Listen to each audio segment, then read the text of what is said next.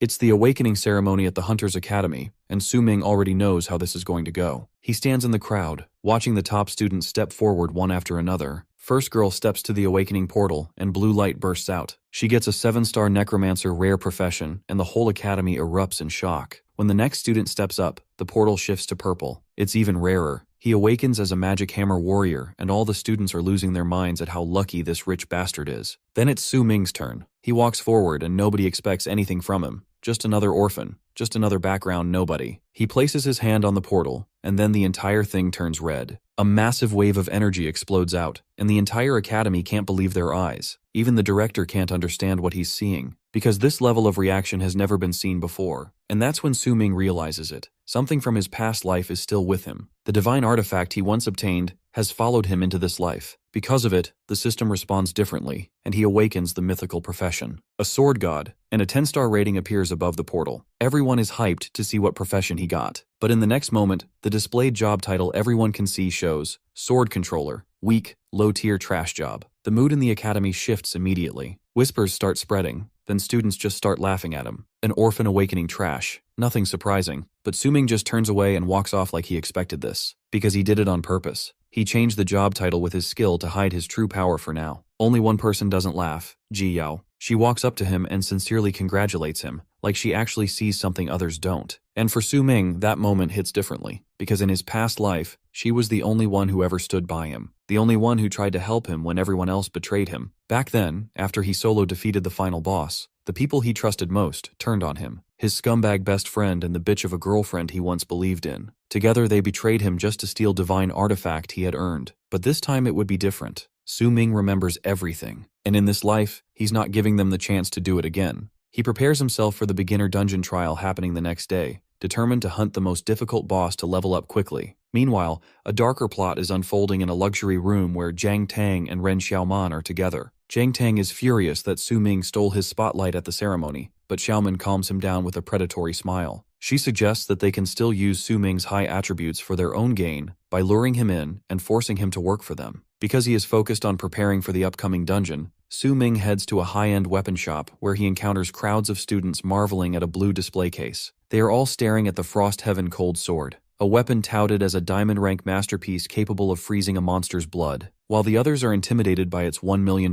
price tag, our hero isn't fooled for a second, knowing from his past life that this is a fake weapon sold by scam merchants who were eventually arrested. As he turns to leave, he is intercepted by Jiang Lan, the vice director of the Jiang'an Financial Group, who is flanked by professional bodyguards. She attempts to recruit him by offering to cover all his shopping expenses in exchange for a favor. One of her bodyguards shows him a photo of her sister, Zhang Yunqing, and explains that since only newly awakened students can enter the beginner dungeon, they need someone with 10-star talent to act as her protector. Our protagonist immediately refuses the offer, showing zero interest in being a tool for the wealthy. When Zhanglan tries to shame him for being a poor student and pressures him to reconsider his status, the swordmaster decides to test her bluff. He points directly at the fake $1 million sword and tells her he'll take that one. Due to the price being so astronomical for a single bodyguard job, the director's team becomes outraged at his arrogance. Su-ming uses this moment to teach her a lesson, walking away while telling her that some things can't be bought with money, and that her sister should focus on her own efforts instead of shortcuts. This bold move leaves the crowd stunned that a student would dare play a major financial group like that. Shortly after, Su-ming's phone vibrates with a familiar message from Ren Xiaoman. She uses the exact same manipulation tactics from his previous life, claiming she has changed her mind and wants to see him on the school rooftop. Recognizing the trap immediately, he agrees to meet her, ready to finally confront her on his own terms. Just before exiting the store, the protagonist makes his way toward a counter piled with dark, jagged rocks known as weapon stone blanks. These items are essentially a gamble, as they typically only yield low-rank garbage, but the clerk warns him to choose carefully since the probability of success is extremely low. However, he isn't actually gambling because he has activated a legendary skill called Insight Eye. This ability provides him with a specialized interface that allows him to see through the material to perceive the fundamental information of any object. Because he can see the internal data of the stones, he realizes he can bypass overpriced silver rank gear and instead spend a mere 50 coins to secure a high-quality weapon. While he is holding his chosen stone, he is spotted by a group of mocking students led by a spoiled rich kid named Yang Ding. Having dealt with this bully's harassment in his past life, Su-ming decides to turn the situation to his advantage. He challenges the group to a bet, wagering 5,000 descent coins that his garbage stone will produce a silver rank weapon. Yang Ding and his friends burst into laughter, believing the odds are entirely in their favor, since there is a 99.99% chance of failure. They mockingly agree to the deal, expecting the poor student to cough up the cash when he fails. In response, our protagonist simply activates his skill and orders the stone to open. As the rock shatters, the bully's laughter instantly dies as a dark metallic blade appears. The system confirms that Su Ming has obtained the Black Iron Crimson Edge Sword,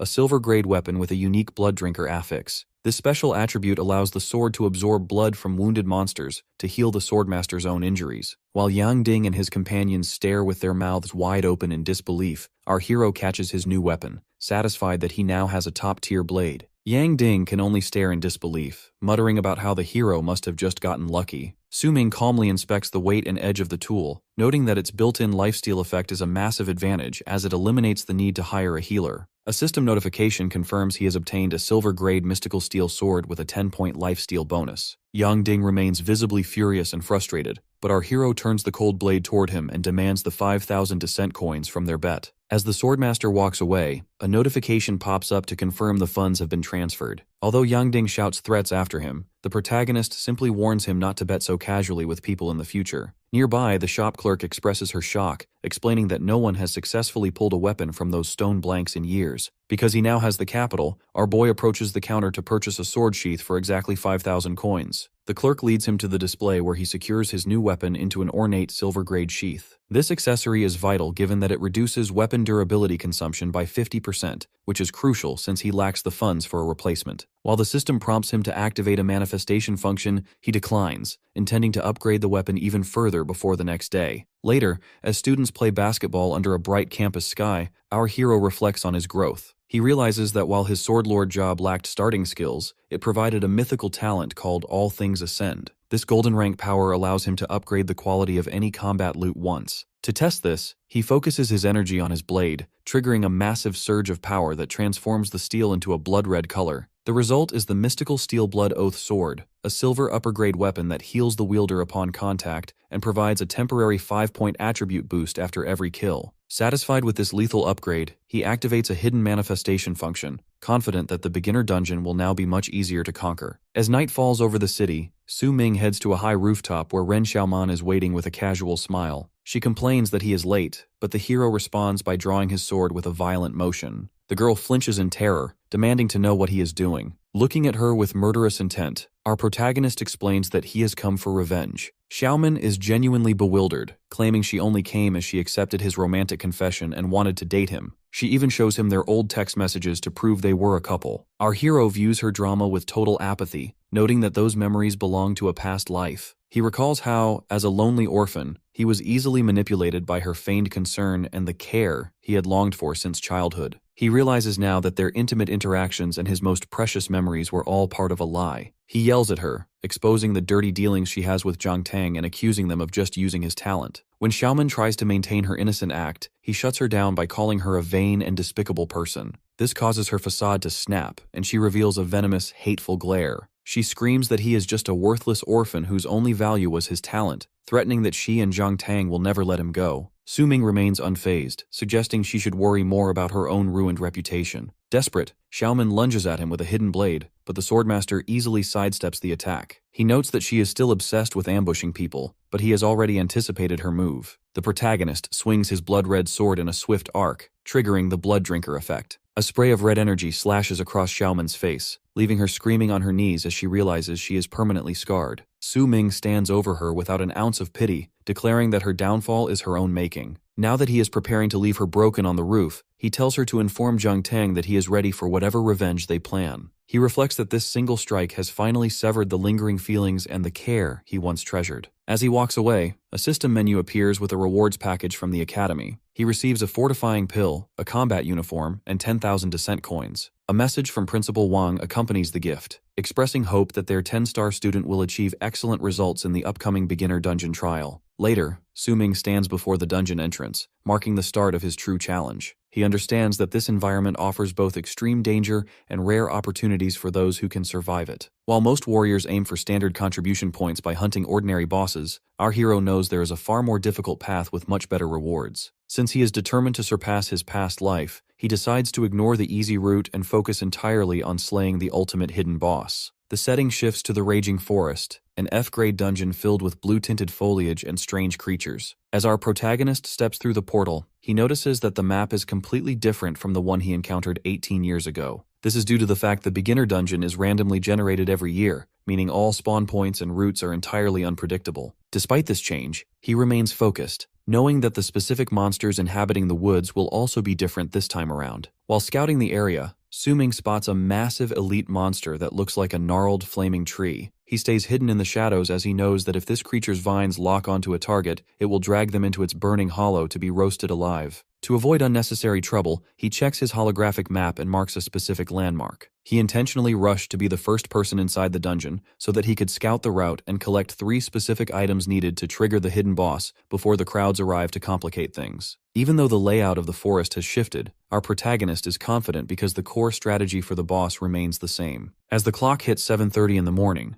other students begin to filter into the portal. A blue-haired girl and her companion enter nervously, hoping the quiet atmosphere means the area is safe. Unfortunately, the ground begins to rumble, and they spot a terrified student with a spear sprinting toward them for help. Their fear turns to horror as red-eyed bloodlust mad rats emerge from the ridge. Given that the threat is too overwhelming, the students are forced to split up and flee for their lives. Outside the dungeon, a real-time report appears on the academy grounds, delivering grim news only 1 minute after the students entered. It reveals that 3 challengers, including a high-ranking 6-star awakener, have already been killed by the rats. Ren Xiaoman watches these reports with a grim expression, realizing that the casualties are mounting before she has even finished forming her own team. This prompts the remaining crowd to start shouting for everyone to form groups faster, now that the people already inside are clearly desperate for help. Back inside the forest, the blue-haired girl finds herself completely isolated and lost. While she struggles to catch her breath, she is unaware that she is being watched by a massive ape-like monster lurking in the trees above. The creature suddenly drops down and prepares to crush her with a heavy fist. Just as the girl screams for help, Su-ming intervenes with his blood-red sword. He executes a series of violent red slashes in a circular motion, ripping through the beast instantly. Our hero lands gracefully between the girl and the threat, his grip firm on his blade as the force of his strike blows the monster backward. The situation elsewhere in the dungeon is far more desperate. Because of the high difficulty, a male student lies trembling on the ground while a massive level 5 bloodlust brown bear looms over him. Another student sprints away in a panic, cursing his bad luck for running into an elite monster so early in the trial. The chaos continues as one boy screams while a long-tongued swamp hunter lunges at him, and a blue-haired student runs frantically from a pack of level 3 tracking hounds. This student desperately uses a communication device to report that the teleport points at nearly every position on the map are surrounded by an endless wave of monsters. Back in the shadows, the purple-haired girl checks her team status screen and realizes with horror that her entire 5-man squad has been wiped out. Since her teammates sacrificed themselves to let her hide, she is the only survivor, and she begins to cry as she wonders if any newly awakened player can actually survive this dungeon. Her despair is interrupted by a sudden burst of energy as red slashes fill the air once more. Su-ming performs a high-speed maneuver and lands directly in front of her, obliterating the monster that was threatening her. The girl is amazed that he killed the creature in a single hit and asks if he is the famous 10-star Su-ming. The boy looks back with a serious expression, explaining that he was simply passing through and warns her that he cannot save her a second time. Because the threat is still active, the girl quickly runs off to find reinforcements, urging Su-ming to hang in there. Our protagonist then activates his Insight Eye skill, which projects an icon and scans a massive ape-like creature. This reveals that the beast is a level 3 mutant ape king, with high strength and constitution. Su-ming realizes that because this is a mutated boss, it managed to survive several hits from his silver-grade weapon. As the creature roars and lunges, our hero easily dodges the attack and notes that the monster is surprisingly fast. Since he is feeling competitive, he decides to have a speed contest. He accesses his system interface, reflecting on the powers he inherited from his past life as a godslayer. He selects his third skill, Divine Step, which increases his speed by 50% and provides total immunity to all attacks during activation. Surrounded with a vibrant blue aura, the Swordmaster accelerates instantly and vanishes, reappearing right behind the confused beast. Now that the monster is far too slow to keep up, our boy becomes bored with the fight. He decides he is done playing and swings his sword in a massive arc, unleashing a wave of energy that cleaves through the mutant ape king. A notification confirms the kill as the monster dissolves into red particles, and the system rewards the hero with a bronze-grade horizontal/skill scroll. Although it is a low-grade item, he knows it is still useful for a beginner area. Suddenly, an announcement appears in the sky for all players to see, declaring that a level 2 Swordmaster has achieved the first kill of a mutant ape king and earned the title of First Blood. The other students in the dungeon look up in disbelief, shocked that someone has already taken down a mutant boss. As a result of this achievement, every player in the dungeon receives a small healing potion as a reward. The girl holds her potion with relief, knowing she desperately needed to restore her health. Meanwhile, other students debate the identity of the mysterious player. While some are certain it must be the 10-star Su-Ming from the First Academy, others argue it could be a different swordmaster from a neighboring city. Regardless of the rumors, the successful kill provides a surge of hope, proving to the terrified students that they actually have the strength to clear the challenge alive. Meanwhile, Su-Ming realizes that the in-game title system could expose his true strength to everyone. He decides to be careful and use his full concealment skill ahead of time to edit and hide his personal information. He is quite surprised that even though 30 minutes have passed since the dungeon opened, not a single other player has managed to kill a monster yet. As he runs through the forest, he suddenly stops upon noticing movement to his right.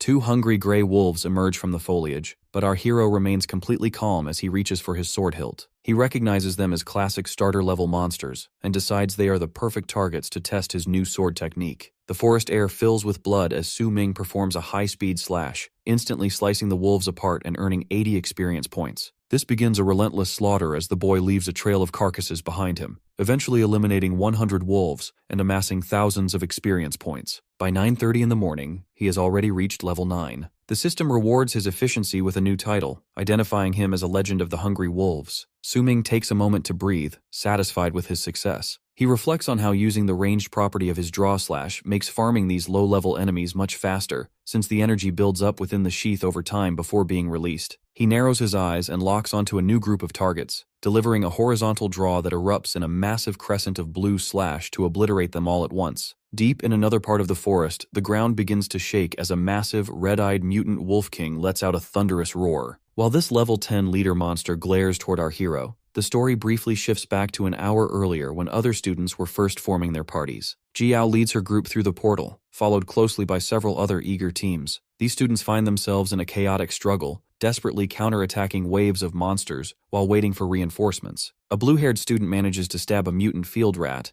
and the party cheers with relief, believing they can finally win and keep up with the mysterious player who achieved the first kill. However, their celebration is cut short by a global announcement in the sky. It reveals that a level 9 player with the fisherman job has achieved the first kill of a leader monster and earned a new title. The students are shocked as they cannot believe a life skill class could be so powerful and reach level 9 so quickly. 10 minutes prior to this announcement, Su-Ming had leaped high into the air, descending upon the Wolf King with his sword. He mocks the beast's status as a leader, reminding it that his true power comes from being a reborn player. He lands a devastating blow that shatters the Wolf King into fragments, granting him 500 experience points and pushing him to level 10. Along with increased skill proficiency, he loots a Wolf King heart and an iron-cleaving claw bone. Nearby, the bully Yang Ding is panting and covered in dirt, having barely survived a pack of normal wolves. His teammate credits their survival to a dungeon reward scroll they received, but Yang Ding is consumed by rage. He is convinced the dungeon is bugged because he cannot understand how a fisherman reached level 9 while he is only at level 2. He throws his basic hatchet to the ground in frustration, blaming his slow progress on the fact that he was scammed out of his money at the weapon shop and couldn't buy silver-grade gear. He lashes out at his teammates for being freeloaders and secretly hopes he runs into Su-Ming so that he can crush him to vent his anger. Meanwhile, our hero crouches in the brush and opens his system interface. Now that he has reached level 10, he has triggered his primary job change quest. He realizes this is a major turning point because in his past life, he didn't reach this level until after leaving the beginner area, which forced him to complete a lower value quest at level 15. This time, since he is still in the raging forest, the system assigns him to kill the guardian of the Red Rock Cavern. Su-Ming is pleased that the quest is located right inside the beginner dungeon, making his path forward much easier. To prepare, he allocates all his new stat points into agility. Due to his agility breaking through the 100 mark, he unlocks a platinum-grade passive skill called Sword Mastery. This powerful ability allows him to equip any sword-type weapon regardless of its level requirements, essentially guaranteeing his success in the upcoming challenge. Back at the First Academy in Xuanjing City, the atmosphere in the command center is thick with tension, as staff monitor the live ranking lists for the beginner dungeon. Large holographic screens display the top performers from various instances, but a major problem emerges when Principal Wang notices a glaring absence in the data. Because he had pinned all his hopes on Su-Ming, he is deeply concerned to see that the 10-star genius isn't even ranked in the top 500. A staff member tries to reassure him by pointing out that a swordmaster did secure a first kill title earlier that morning, which likely belongs to Su-Ming. but this does little to ease the principal's mind. He wonders how a student with perfect innate attributes and a starter gift pack could be struggling this much, assuming that even with poor skills, the boy should have been able to brute force his way into the rankings. The situation takes a turn for the worse when the deputy mayor of the city, and Ranling, bursts into the room in a fit of rage. He demands to know why the school's highly touted prospect is nowhere to be found on the leaderboards, accusing Principal Wang of inflating the boy's strength just to secure more resources for the school. Although the principal tries to explain that the swordmaster job has a notoriously weak early-stage combat power, the deputy mayor refuses to listen to excuses. He points out that other students like the demon hunter Yan Ze and the warrior Jiang Tang are already performing at an elite level. As a direct result of the school's perceived failure, the deputy mayor decides to slash their allocation of Tower Society qualification tokens from 3 down to 2. This is a devastating blow, since losing these tokens threatens the Academy's future ability to participate in high-level quests and growth opportunities. Unaware of the political firestorm he has caused, Su Ming arrives at the entrance of the Red Rock Cavern to begin his job change quest. He navigates through the dark rock formations, feeling fortunate that he avoided any major distractions on the way. Since he never explored this specific area in his past life, he is cautious as he enters the damp interior. His presence is immediately challenged by a blue-skinned gold-digger goblin, which he dispatches with a single, lightning-fast strike of his blade. Unfortunately, this quick kill backfires by triggering a cave-wide awareness notification. The system activates a specialized goblin mode, signaling that every monster in the cavern is now launching an organized assault on his position. Suddenly, the silence of the cave is replaced by the deafening sound of skittering feet as a massive horde of goblins led by a towering elite commander emerges from the shadows. The system explains that these creatures operate with a greedy and sloppy nature, yet they prove to be surprisingly tactical in their movements. As Su Ming engages the swarm, he begins to worry about his weapon's durability and his limited mana pool. He realizes he cannot rely on his high-speed divine step for a long-term battle, especially when the goblins begin firing volleys of arrows to catch him while he is mid-air and vulnerable. Because he currently lacks a wide variety of early-stage skills, taking this many enemies head-on is a genuine challenge even for a swordmaster of his caliber. To compensate for his lack of resources, the boy decides to switch to a more flexible strategy. He leaps across the cavern walls to stay mobile and lure the horde in, maintaining a dark and confident smile as he prepares to thin out the ranks of his organized attackers. Later, he stands before a snarling pack of goblins and mockingly offers them a small gift. He immediately unleashes a series of rapid, crescent-shaped energy slashes that tear through the monster horde. This energy arcs across the space and shreds the enemies, leaving behind trails of blood as the goblins are completely obliterated in a whirlwind of steel. Because he holds the high ground, Su Ming is able to secure an easy win and bring out the full advantage of his draw slash. Our boy calmly walks across the damp floor. He notes that the cave is now littered with corpses and realizes that only one creature is left standing. He looks toward the massive, slumped body of the elite goblin boss he has just defeated. Meanwhile, outside the cavern in the raging forest, a bald student pushes through the thick grass and points toward the cave entrance. He tells Yang Ding and his group that he heard fighting coming from inside that specific spot while he was scouting. Yang Ding dismisses the claim as a joke, arguing that since the system notes the monsters here are level 7 and above, nobody would dare challenge the place yet. However, the bald student remains nervous because of the battle sounds he heard, and they both stop when they hear footsteps echoing from the dark entrance. As a figure emerges from the mist, the group wonders who would dare farm here, only to realize it is the same brat who beat Yang Ding in the weapon bet. Our hero walks out with his hands in his pockets and ignores the group for a moment while looking at the sky. He has reached level 11 and reflects on how his first job change quest was risky, but turned out fine. Suddenly, Yang Ding lunges forward with a weapon swing, but Su Ming effortlessly sidesteps the attack. This failure causes Yang Ding's face to contort with rage, and he orders his lackeys to surround the protagonist so that he can't get away. Even though the team encircles him with weapons drawn, our boy remains completely unfazed and clarifies that he never intended to run. Yang Ding shouts that the hero made him take a huge financial loss and should blame his bad luck for being caught in the dungeon. Su Ming seems genuinely confused and asks who these people are, which causes a wave of embarrassment for the bullies. A lackey realizes the hero totally forgot about them, while Yang Ding screams that he shouldn't have forgotten the 5,000 coins he lost. Due to this insult, Yang Ding signals his team to charge and take him down. Our hero calmly remarks that forgetting someone is no reason to get violent and decides it is the perfect time to test a new skill. Su Ming flashes a dark smile and holds out his hand as a small artifact begins to pulse. He triggers a massive area of effect attack that sends energy rings expanding from his body. This strike hits all the students simultaneously and sends them flying to the ground in pain. Our hero considers the test a huge success and then extends his palm toward his sword, causing it to levitate. Yang Ding is blown backward by the pressure and stammers in disbelief, realizing that Su Ming is using sword control. He knows this is a skill that swordmasters usually don't learn until much later in their journey. As the blade flies through the air on its own with streaks of red light, Su Ming explains to himself that this was originally a silver-grade skill scroll dropped by the elite goblin.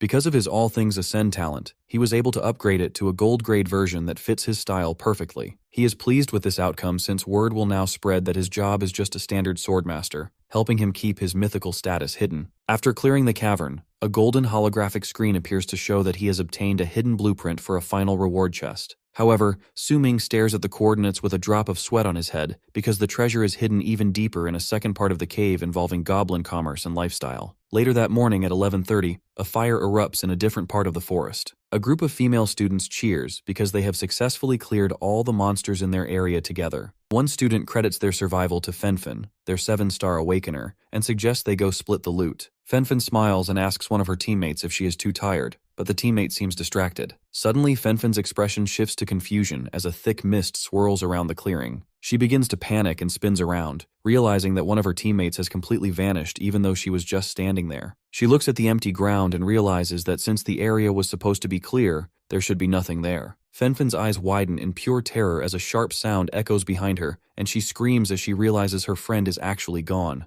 As Su Ming finishes reviewing the bizarre lore surrounding the local monsters, he finds himself genuinely disgusted by their reproductive biology. Since these goblins have such a short growth cycle and a desperate need to maintain their birth rate, they are known to kidnap female creatures of any species to sustain their population. Su Ming finds this information so strange that he begins running through the forest with a look of intense repulsion, questioning why the settings for this creature are so much more graphic in this life than in his previous one. He eventually stops in a misty clearing and consults his holographic map to confirm he has reached the correct coordinates. At first, he is confused as the area is empty and contains nothing but trees. He questions if the coordinates are wrong since there is no sign of a cavern anywhere in the woods. Suddenly, the ground beneath his feet erupts in a violent explosion of dust and debris. As the smoke settles, he realizes he was being too literal. Given that the location is called Red Rock Cavern Part 2, most warriors would assume it was another mountain cave. But the Swordmaster understands that this specific challenge is combined with the element of buried treasure. This leads him to discover a massive underground den filled with fire and rising smoke. He notes that the location is actually a hidden pit, and the monsters are clever enough to use the thick smoke to camouflage the entrance from the surface. As he peers over the ledge with an intense gaze, he observes a lone goblin wandering below. Su Ming reminds himself that the social structure of these creatures means that killing even a single one will alert the entire den. Intending to be stealthy for the sake of the treasure, he is suddenly interrupted by the sight of two female students trapped in the smoke and surrounded by a mob. Su Ming realizes these challengers were ambushed by the smoke trap and notes that the goblins are acting just as predatory as their lore suggested. As he watches from the shadows of the ledge, he sees a student named Jiang Yunqing cowering against a wall while holding her staff. She is visibly terrified as the monsters snarl at her. Initially, our protagonist decides to be cold and detached, thinking that her presence is actually a perfect distraction. He believes that if the goblins are busy killing her, it will be much easier for him to dig up his treasure without being noticed. He justifies this by telling himself she should have known better than to enter a dungeon she didn't have the strength to handle. However, the girl begins to scream in total desperation, promising a massive reward to anyone who saves her. When she shouts that her sister is the vice director of the Jiang'an Financial Group, Su Ming's eyes widen in surprise. He recognizes the name and realizes she is the younger sister of the woman who tried to hire him earlier. Just as two goblins leap at the girl with their claws bared, the Swordmaster intervenes. He uses his sword control skill to send his blade spinning through the air, trailing red energy as it slams into the ground to create a protective barrier. He then prepares his signature draw/technique. As he unsheathes the blade, it releases a massive explosion that fills the entire underground chamber. This is a strategic move, as he is exploiting the fact that goblins live in dark tunnels and are naturally weak against intense light. With the monsters completely disoriented and blinded, Su Ming is able to walk right past them without having to kill a single one. This prevents him from triggering the den's alarm system, ensuring the rest of the horde doesn't chase them. Jiang Yunqing is breathless and exhausted, but she manages to thank her savior and introduce herself. Our protagonist looks at her and remembers the photo her sister showed him, confirming her identity. Despite her gratitude and her repeated promises of a financial reward, the swordmaster remains distant. He tells her he was simply passing through and warns her not to follow him. He makes it clear that he has already saved her once, and that her lack of strength will only drag him down if she stays with him. The girl is too afraid to be left alone, so she follows him quietly as he checks his map one last time. He finds a specific patch of ground and confirms that the blinded goblins haven't followed them. Beneath the dirt, he discovers a large wooden treasure chest. This is a silver-quality random lottery chest, which is considered the highest possible drop for this dungeon level. Su-ming decides to maximize his luck by activating his All Things Ascend talent. As he touches the wood, it erupts in a brilliant golden glow and transforms into a gold lower-grade lottery chest. Jang Yunking watches in awe as the chest begins a slot machine-style animation. Su-ming explains to himself that these lottery chests are valuable due to a high probability of yielding items far above the current dungeon rank. As the light fades, 2 high-tier rewards appear before him. A system notification confirms that he has successfully obtained the Shadow Flow armor set and a Soul Healer skill scroll. But his initial excitement turns to confusion since the rewards feel mismatched. While the armor appears sturdy and useful, the Platinum-grade Soul Healer skill scroll is a specialized support item that doesn't align with his offensive swordmaster job. He wonders why his hard work on the job change quest resulted in such a specific drop,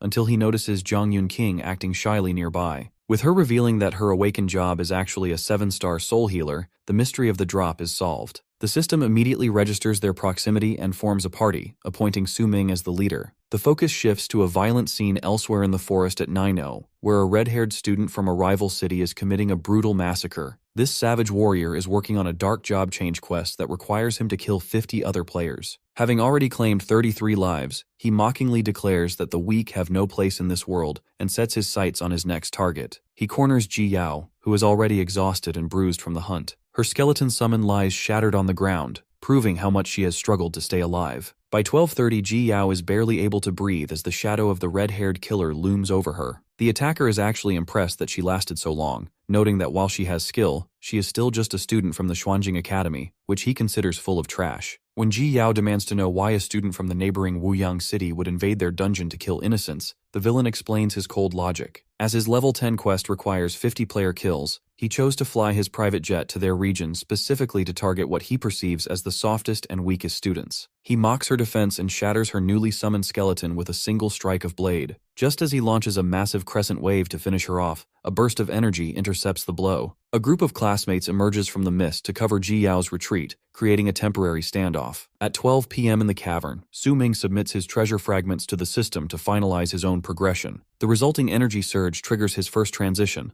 evolving his job from a standard swordmaster into the legendary sword god. This advancement grants him a massive boost to all attributes and doubles the power, speed, and proficiency gain of his sword techniques through his upgraded mythical talent. Jang Yun-king watches in awe as she successfully learns the Soul Healer scroll our hero provided. The skill, called Soul Boost, is a platinum-tier ability that provides a staggering 200% experience increase for the entire party. Su-ming is shocked by the sheer power of this leveling buff, and realizes that Jang Yun-king possesses incredible luck. Given that this skill is so valuable for his own growth, he immediately changes his mind about working alone. He officially agrees to help the girl clear the rest of the beginner dungeon. Jiang Yunqing is thrilled, explaining that the professional mercenaries her sister hired were all killed earlier, but she feels safe knowing Su-ming was able to solo the Goblin Den. Although he usually dislikes wealthy students who use money to buy shortcuts, he accepts the situation for the sake of the massive experience boost as they prepare to hunt the hidden boss together. Suddenly he notices a message on his interface. Since the sender is Ji Yao, he is immediately intrigued. This curiosity is sharply interrupted by a shift to a nearby scene of absolute carnage. A red-haired warrior named Li Chengguang is currently brutalizing a group of students, using his massive physical strength to slam a victim into the earth. An emerald strike of energy suddenly descends from the sky like a spear, identified as a demon-sealing arrow. This attack causes a massive shockwave upon impact, but it fails to stop the attacker. Since Li Chengguang is so powerful, he breaks through the skill with a single strike, leaving the archer Yan Zhe in a state of shock. When another student attempts to run toward the red-haired monster, the attacker responds with a crimson blade flying thrust. The blade sinks into the student's head, leaving him screaming in agony. As the smoke clears, Yanzi and Ji Yao stand together amidst a field of their fallen teammates. They realize they are facing a level of strength far beyond a normal student. Since Yanzi did his research before entering the dungeon, he identifies their opponent as the genius from the neighboring Wuyang city. This is Li Chengguang,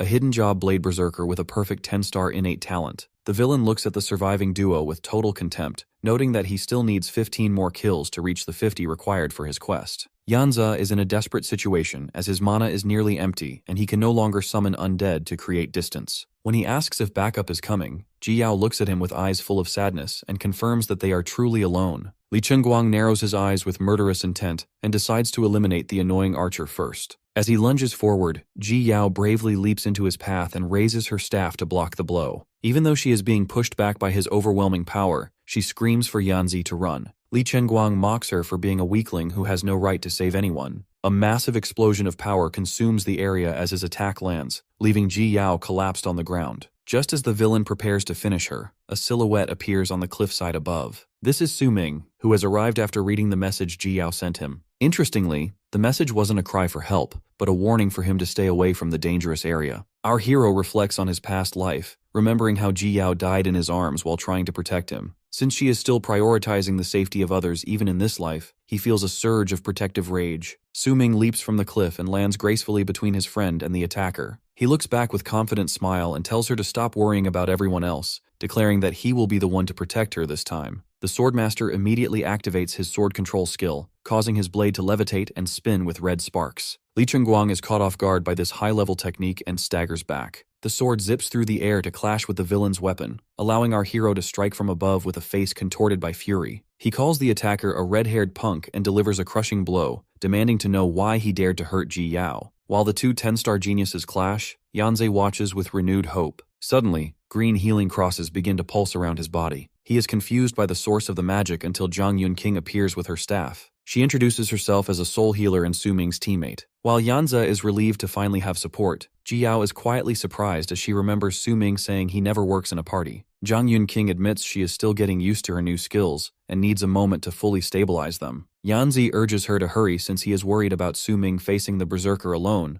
but the healer reassures him that our boy is much stronger than he looks. Back in the center of the fight, the two warriors clash repeatedly. Li Chengguang clenches his teeth in frustration as he cannot understand how a mere swordmaster possesses such incredible footwork and speed, given that Su Ming continues to dodge his heavy strikes effortlessly. Li Chengguang openly acknowledges that he is impressed to find a fellow 10-star awakener in such a place. The crimson-haired warrior introduces himself as the elite blade berserker from Wuyang City and challenges Su Ming to a duel to prove which academy truly produces the stronger fighter. Our guy remains remarkably steady since he recognizes the name of his opponent. He recalls that this man was a major power player in his past life, yet he finds it interesting that they are crossing paths so much earlier this time around. He lunges forward to meet the challenge, declaring that they should let their weapons decide the winner. A violent energy erupts as their blades collide, sending sparks flying through the air. During the struggle, Li Chengguang executes a flying thrust that releases a red energy projectile. Su Ming initially wonders why the berserker would intentionally leave an opening for a flying blade, but he quickly realizes it was a trap. The energy from the strike transforms into bands that lock the hero in place, leaving him momentarily immobilized. Li Chengguang laughs and orders him to die as he sends a blade whistling toward the protagonist's head. Since he is a veteran of 1,000 battles, Su Ming doesn't panic. He activates his sword control skill, causing his weapon to spin at a high frequency to deflect the incoming threat. This creates a massive explosion of energy that shatters the surrounding ground and blows the smoke outward, effectively canceling the immobilization effect. He tells the villain that it is now his turn as he summons his sword back into his hand. Since Li Chengguang is currently weaponless after his throw, the swordmaster delivers a swift slash across his chest that draws blood and leaves the berserker wincing in agony. Li Chengguang tries to regain the advantage by pointing out that our boy has also released his grip on his sword to use the flying technique. However, Su Ming responds by activating his divine step. He moves with such incredible speed, performing a chaotic shadow strike that leaves his opponent unable to track his movements. The swordmaster reappears behind the villain and catches his returning blade, casually noting that he has his weapon back just in time. As this happens, Zhang Yunqing confirms that the healing for the rest of the group is complete. Yanza rush into the clearing to assist, but they stop mid-sentence in total shock. As the smoke has cleared, they see the legendary 10-star student standing tall while the fearsome Li Chengguang is forced to his knees. Ji Yao and Yanza can only gape with starry-eyed admiration, amazed that Su Ming finished off such a dangerous opponent in the short time it took them to recover. Unfortunately, the victory is short-lived. Zhang Yunqing spots a shadow moving in the smoke and screams a warning. Li Chengguang lunges forward with a jagged blade, claiming he has found an opening while the hero was distracted. Our boy appears to be struck and begins to fall, which causes Ji Yao to scream in terror. The villain roars and unleashes his ultimate technique, known as the Rain of Blades. Countless red swords fall from the sky like a storm, skewering the earth and creating a lethal blade formation. Li Chengguang laughs maniacally at the destruction he has caused, but Ji Yao refuses to give up. She tries to sprint into the danger zone to save her friend, forcing Yanzhe to physically hold her back. He warns her that rushing into the formation is suicide, but she yells in desperation, willing to sacrifice her life if it means protecting her savior. Just as the chaos reaches a peak, a calm voice echoes from the center of the destruction. Su Ming tells Ji Yao to listen to her teammate and stay away. Since he is still standing and composed, Ji Yao looks on in surprise, realizing her hero is far from defeated. Li Chengguang unleashes a brutal barrage on Su Ming, seemingly mangling him in a spray of blood. However, his shock grows as the wounded figure dissolves into energy, revealing itself as a mere decoy. Following a voice from behind, the sweating villain looks up to find the real swordmaster standing unharmed on a nearby cliff. Our boy moves in front of his opponent and casually sheathes his weapon. He notes that the berserker finally noticed the trick, pointing out that his enemy never imagined a standard swordmaster would possess such a high-level ability. A system interface reveals that Su Ming is equipped with the Shadow Blade set, a platinum-tier collection. As he has all 5 pieces active, he can use the Shadow Clone set skill while gaining additional dark attribute damage on all his attacks. Li Chengguang staggers back in disbelief since collectible gear sets are not supposed to exist within a beginner dungeon. He concludes that the only way Su Ming could have this power is by having already completed a major milestone. The protagonist confirms this suspicion, declaring that he finished his primary job change quest long ago. This revelation causes the villain to grind his teeth in fury, realizing he has been completely outclassed and beaten to the goal. Our hero lunges forward and delivers a barrage of sword slashes, treating the once feared genius as nothing more than prey. In a desperate move, Li Chengguang reaches for a blue diamond-shaped object amidst the chaos. Suddenly, a massive yellow light erupts from the ground and consumes the area, forcing Su Ming to shield his eyes from the glare. Yanzu and the others watch with their mouths open as the light carries the villain away. Yanzhe explains to the confused girls that the attacker used a life-saving accessory to force an emergency exit from the dungeon. Since these items cost tens of thousands of coins and cannot be found inside the trial, Su Ming realizes the neighboring city spent a fortune to protect their prize student. The scene shifts to the Academy Command Center where Principal Wang and a staff member monitor the real-time data.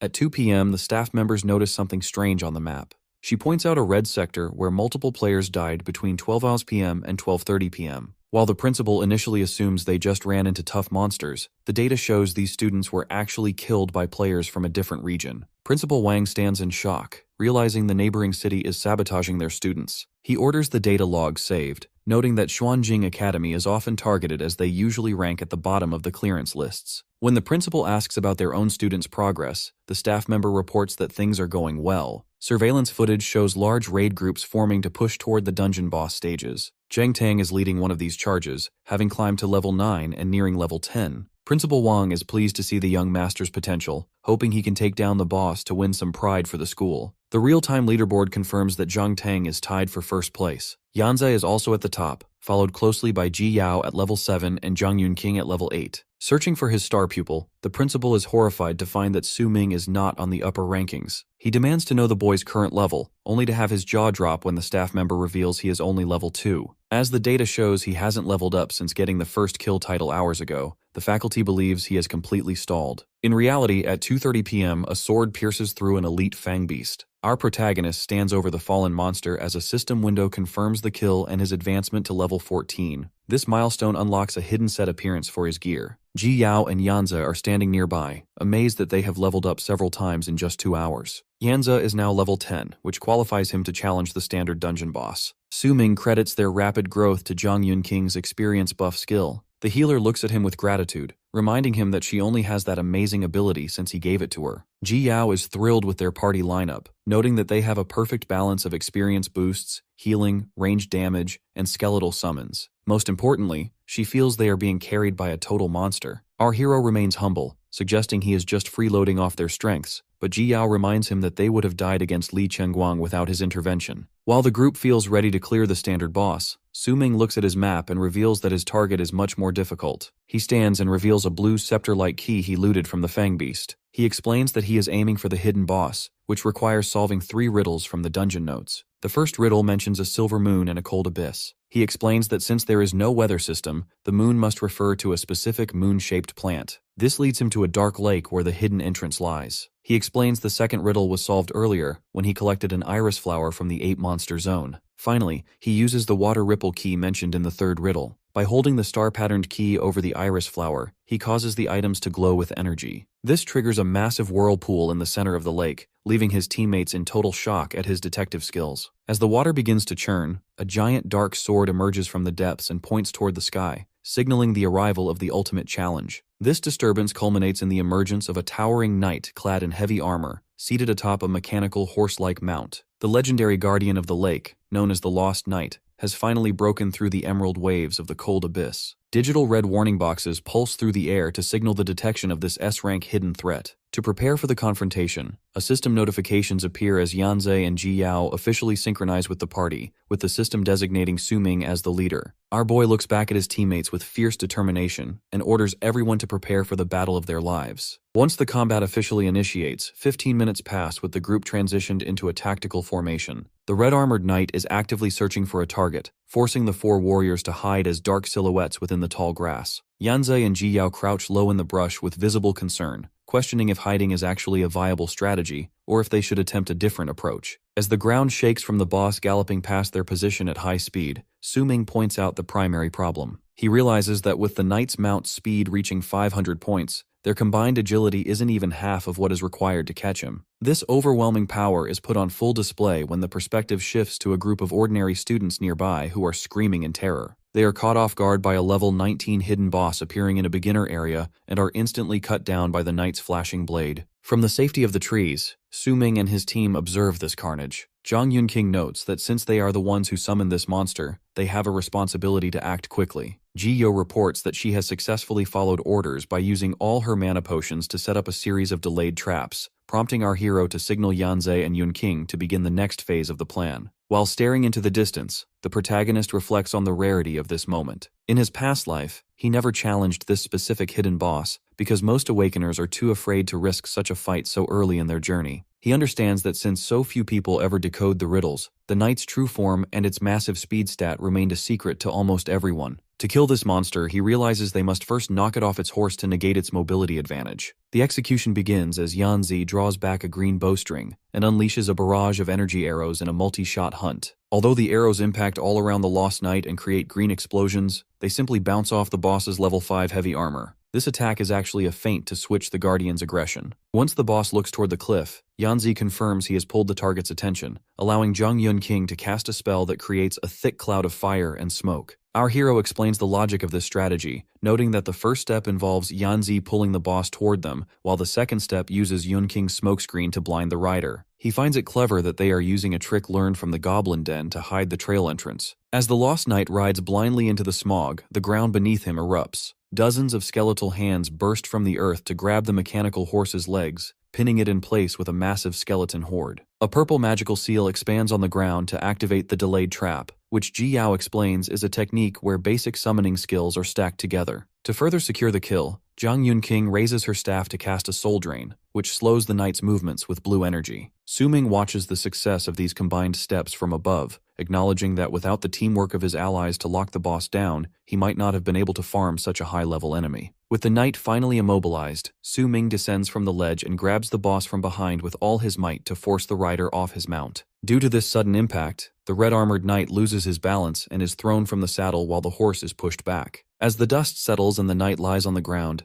Zhang Yunqing and Ji Yao celebrate the success of knocking the boss off his horse. However, Ji Yao remains serious and focused, warning the group not to lower their guard since this is only the first phase of the fight. 10 minutes earlier, the party had gathered to discuss the risks of Su Ming's plan. Ji Yao pointed out that while the strategy was solid, it would completely drain her and Yunqing's magical reserves. She was concerned that they wouldn't have any power left to damage the boss after the initial takedown. Our hero responded with a confident smile, telling them it was fine and that they just needed to leave the rest of the battle to him. Back in the present, Su Ming prepares to take on the dismounted Lost Knight alone and rushes forward with extreme speed. The two engage in a rapid exchange of blows where sparks fly as our boy parries a heavy strike and counters with several quick slashes. This battle creates a massive whirlwind of energy in the center of the forest, leaving Yanzi in awe of the hero's ability to go blow for blow with a hidden boss. Even though he is impressed, Yanzi grips his bow and tries to jump in to help since he still has some skills left. Ji Yao immediately stops him, reminding him that Su Ming told them to trust him and that they have their own specific mission to complete. Our protagonist then activates his Divine Step skill and becomes enveloped in a fiery red aura. Because of this boost, he moves forward with intense speed and strikes the Lost Knight multiple times from different angles, while the boss struggles to defend against the heavy impacts. Su Ming appears behind the boss with cold eyes, noting that the Guardian is far too slow without its mount. A system window confirms that the knight's actual speed has dropped to 55 points, proving it is nothing special on its own. Su Ming swings his sword in a wide toward the knight and prepares a final strike to end the fight. A massive explosion of light and energy consumes the area, but the Lost Knight manages to survive by holding up its sword to block. Unfortunately, a warning notification pops up for Su Ming showing that his weapon durability has dropped to 7%. This is a problem since the low durability greatly reduces his damage output, and the boss's heavy armor attribute makes it difficult to finish him off. The knight realizes he is in danger and turns to run back toward the forest to reunite with his horse. Our boy watches him flee and acknowledges that the boss is clever for trying to regain his mounted speed advantage. However, he remains menacingly happy knowing the horse is no longer available. Elsewhere, the horse is shown bound by blue magical chains and ropes. Yanzi and Ji Yao are pulling the chains to restrain the beast, while Yunqing uses her magic to slow it down. They are determined to keep the horse trapped, because they know this task is the critical mission Su Ming entrusted to them. This connects back to the final part of the hero's plan,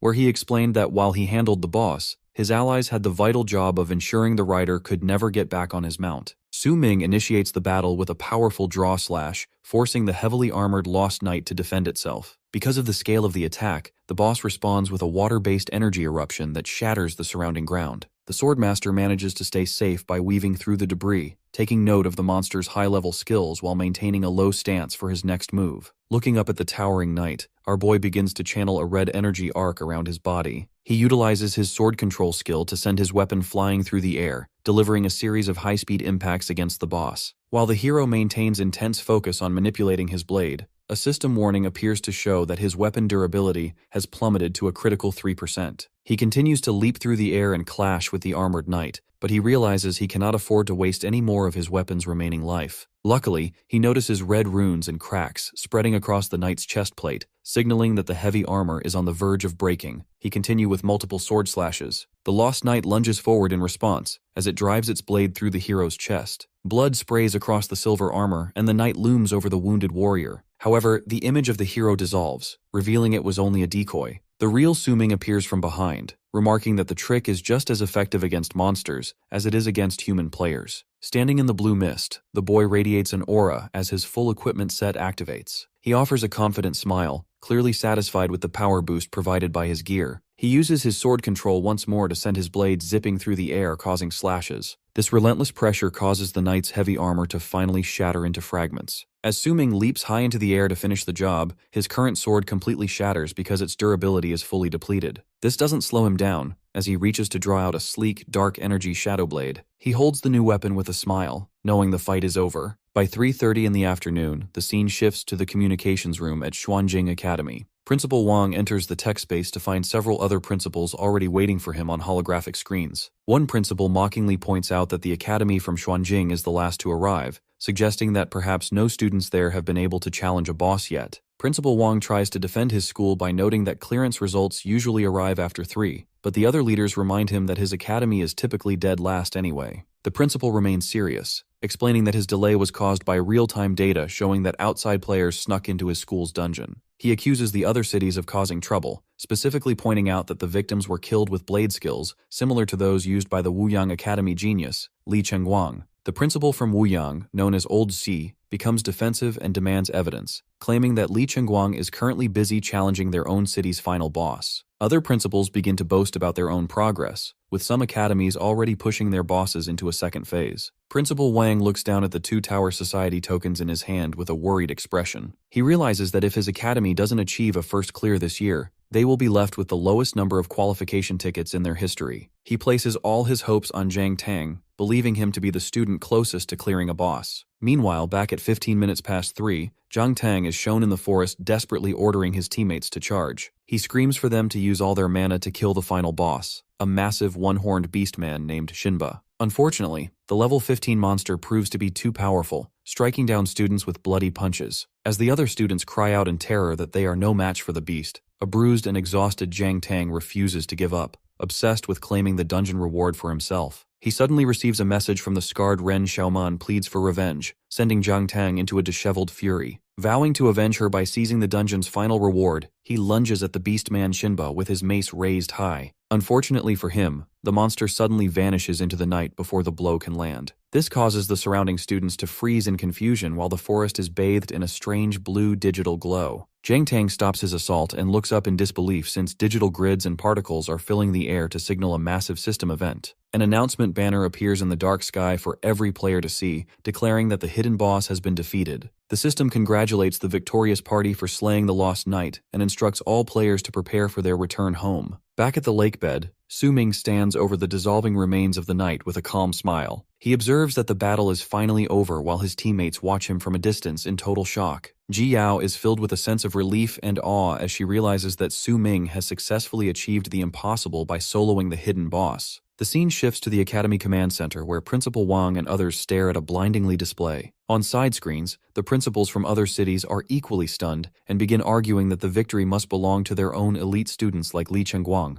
However, Principal Wang's eyes widen behind his glasses as a notification reveals that the winning school is actually Xuanjing Academy. Outside the dungeon, a total frenzy erupts among the students who are stunned to learn that a hidden boss even existed. They wonder which legendary team could have pulled off such a feat, assuming it must have been Jiang Tang's group. Meanwhile, our hero stares at his own results screen as an experience bar confirms he has reached level 16. Jia runs up with excitement because her own level, along with the rest of the party, has jumped up by 2 stages. Su Ming turns to face his exhausted but happy friends and suggests they split the loot before the exit portal opens. Interestingly, Yanze and Zhang Yunqing both protest, claiming they don't need any rewards since they are just happy to be alive and leveled up. Yanze explains that from being saved from Li Chenggang's blade to watching the hero solve the hidden secret, he feels he didn't contribute enough to justify taking any treasure. The protagonist ignores these protests and taps his interface to distribute the loot. He presents a holographic spirit-suppressing decay bow to a stunned Yanze, followed by a white heart-soul necklace for Zhang Yunqing and a glowing item for Ji Yao. Both girls look at the equipment with wide eyes as our boy offers a warm smile. He explains that since the boss dropped exclusive rewards tailored to each of their specific jobs, it proves that the dungeon itself acknowledges their contribution. He encourages them by stating that without their help,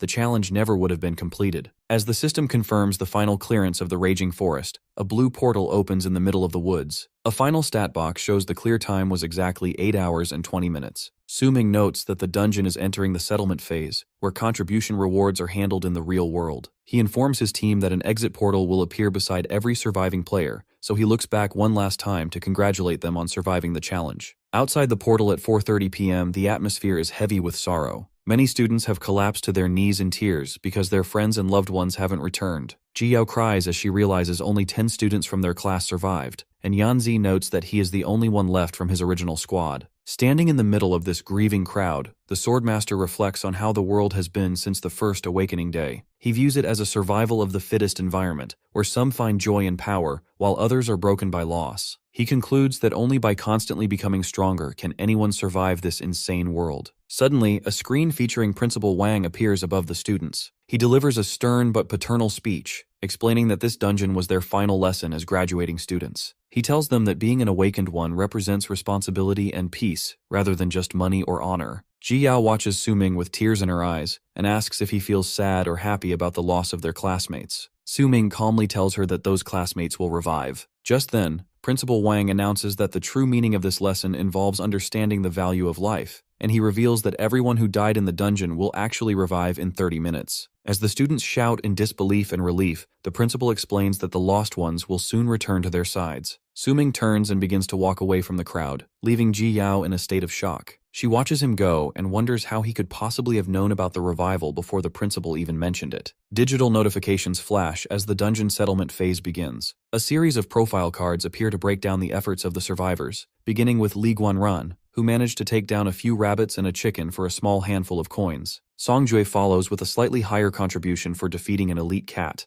while Zhang Xiaoyu shows more significant effort by clearing out dozens of monkeys and jackals. However, these numbers pale in comparison when the name Su Ming appears. The boy's achievement list is staggering, as he single-handedly eliminated hundreds of beasts and cleared the goblin mines. Because he completed his job change quest and conquered the hidden boss without taking damage, the system awards him a perfect S rank and the Rookie King title. This honor provides a permanent boost to his attributes and skill proficiency. Consequently, his total dungeon contribution reaches a nearly impossible 91%. Inside the academy chamber, Principal Wang stands in awe while staring at these statistics. When Su Ming finally walks into the room, the principal notes that he is late, only for the guy to casually respond that he simply overslept. The principal ignores the excuse as he is too busy celebrating the fact that Su Ming secured first place not just in the school, but across the entire city. Looking at the final rankings, Su Ming sees his name at the top at level 16, leaving his classmates and rivals trailing far behind. He realizes that since the ceremony is over, there is no longer any need to hide his power or modify his information. He knows that from this point forward, the gap between his strength and that of his peers will only continue to grow. Suddenly, the atmosphere turns comical as the principal loses his composure and begins sobbing while clinging tightly to the hero's leg. He thanks him profusely, explaining that Xuanjing Academy is usually in last place and has finally been able to hold its head high. Due to Su Ming's success, the rival principal from Wuyang Academy was left speechless after years of mocking them. The principal is especially thrilled that Su Ming outranked the famous Li Chengguang, who apparently suffered an accident that delayed his progress. When asked how a lone boy managed to kill a hidden boss without family resources or expensive gear, Su Ming simply attributes it to luck. He claims he was fortunate enough to find useful items and a great team, secretly knowing he can't reveal his status as a reincarnator. This explanation makes the principal beam with pride, as he now views the boy as both a genius fighter and an excellent leader. He mentions that the other top students already stopped by to claim their prizes, and that Ji Yao spent the whole time praising the hero's coolness. Su Ming feels a bit embarrassed by this,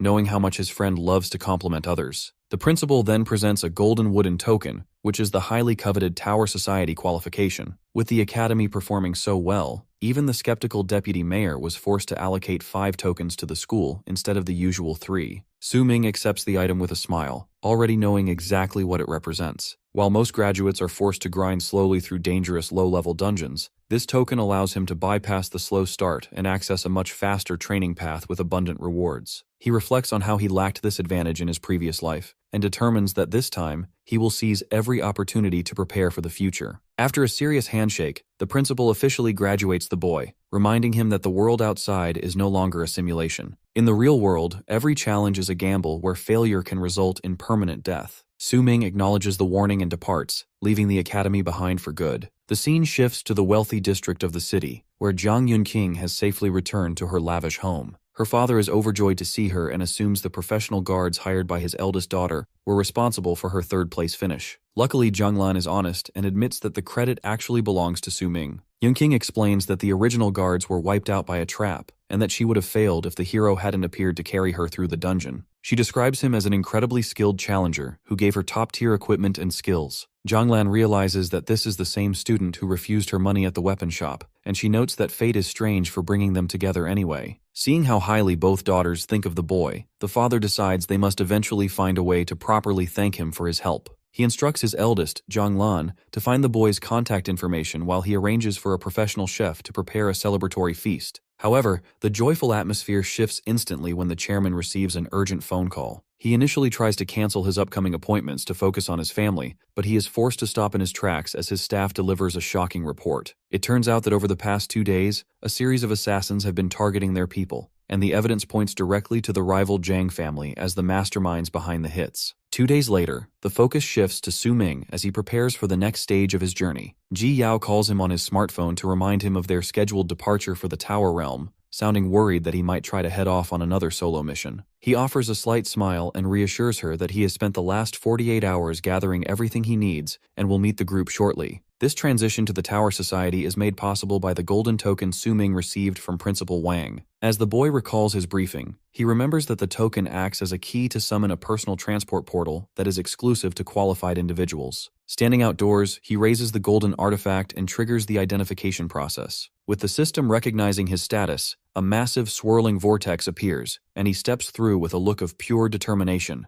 ready to face the legendary challenges of the Tower Society. He soon arrives at a magnificent floating realm characterized by ancient Chinese-style pagodas nestled among the clouds. Su-ming realizes he is standing at the entrance of the 100-layer tower, the heart of the society's domain. While he explores the majestic environment, he notices other elite students from across the country being teleported in. He reflects on his past life, noting that he originally only gained access to this prestigious area much later in his career through sheer luck. He feels a surge of genuine excitement at the prospect of challenging the tower again with his current advantages. After passing through a digital fingerprint scanner to confirm his identity, he enters a cavernous assembly hall. He is immediately struck by the fact that the lobby in this timeline is significantly larger than the one he remembers, suggesting that the scale of the competition has grown. Luckily, he doesn't have to search long for his allies as Ji Yao calls out to him from the crowd. She is waiting with Yanze and Zhang Yunqing and is clearly frustrated by the boy's habit of traveling alone. She scolds him for making them wait, but the group quickly reconciles as they begin walking through the hall. Ji Yao explains that their shared hardships in the beginner dungeon have turned them into close comrades. She emphasizes the importance of sticking together, especially since they are the only representatives from Xuanjing Academy and need to watch each other's backs in this unfamiliar territory. Their conversation is violently interrupted when a large hand reaches out for Su-ming. A disheveled and enraged Zhang Tang lunges at Su-ming, causing a shockwave that draws the attention of nearby onlookers. Zhang Tang screams that he is there to settle the score for the injuries Su-ming inflicted on Ren Xiaoman. Since he was unable to find the hero during the dungeon trial, the young master is stunned that the worthless orphan actually managed to secure a Tower Society qualification. Despite the physical threat and the blue aura of aggression radiating from his enemy, our protagonist remains completely unbothered. Su-ming calmly smiles and tells Zhang Tang to relax,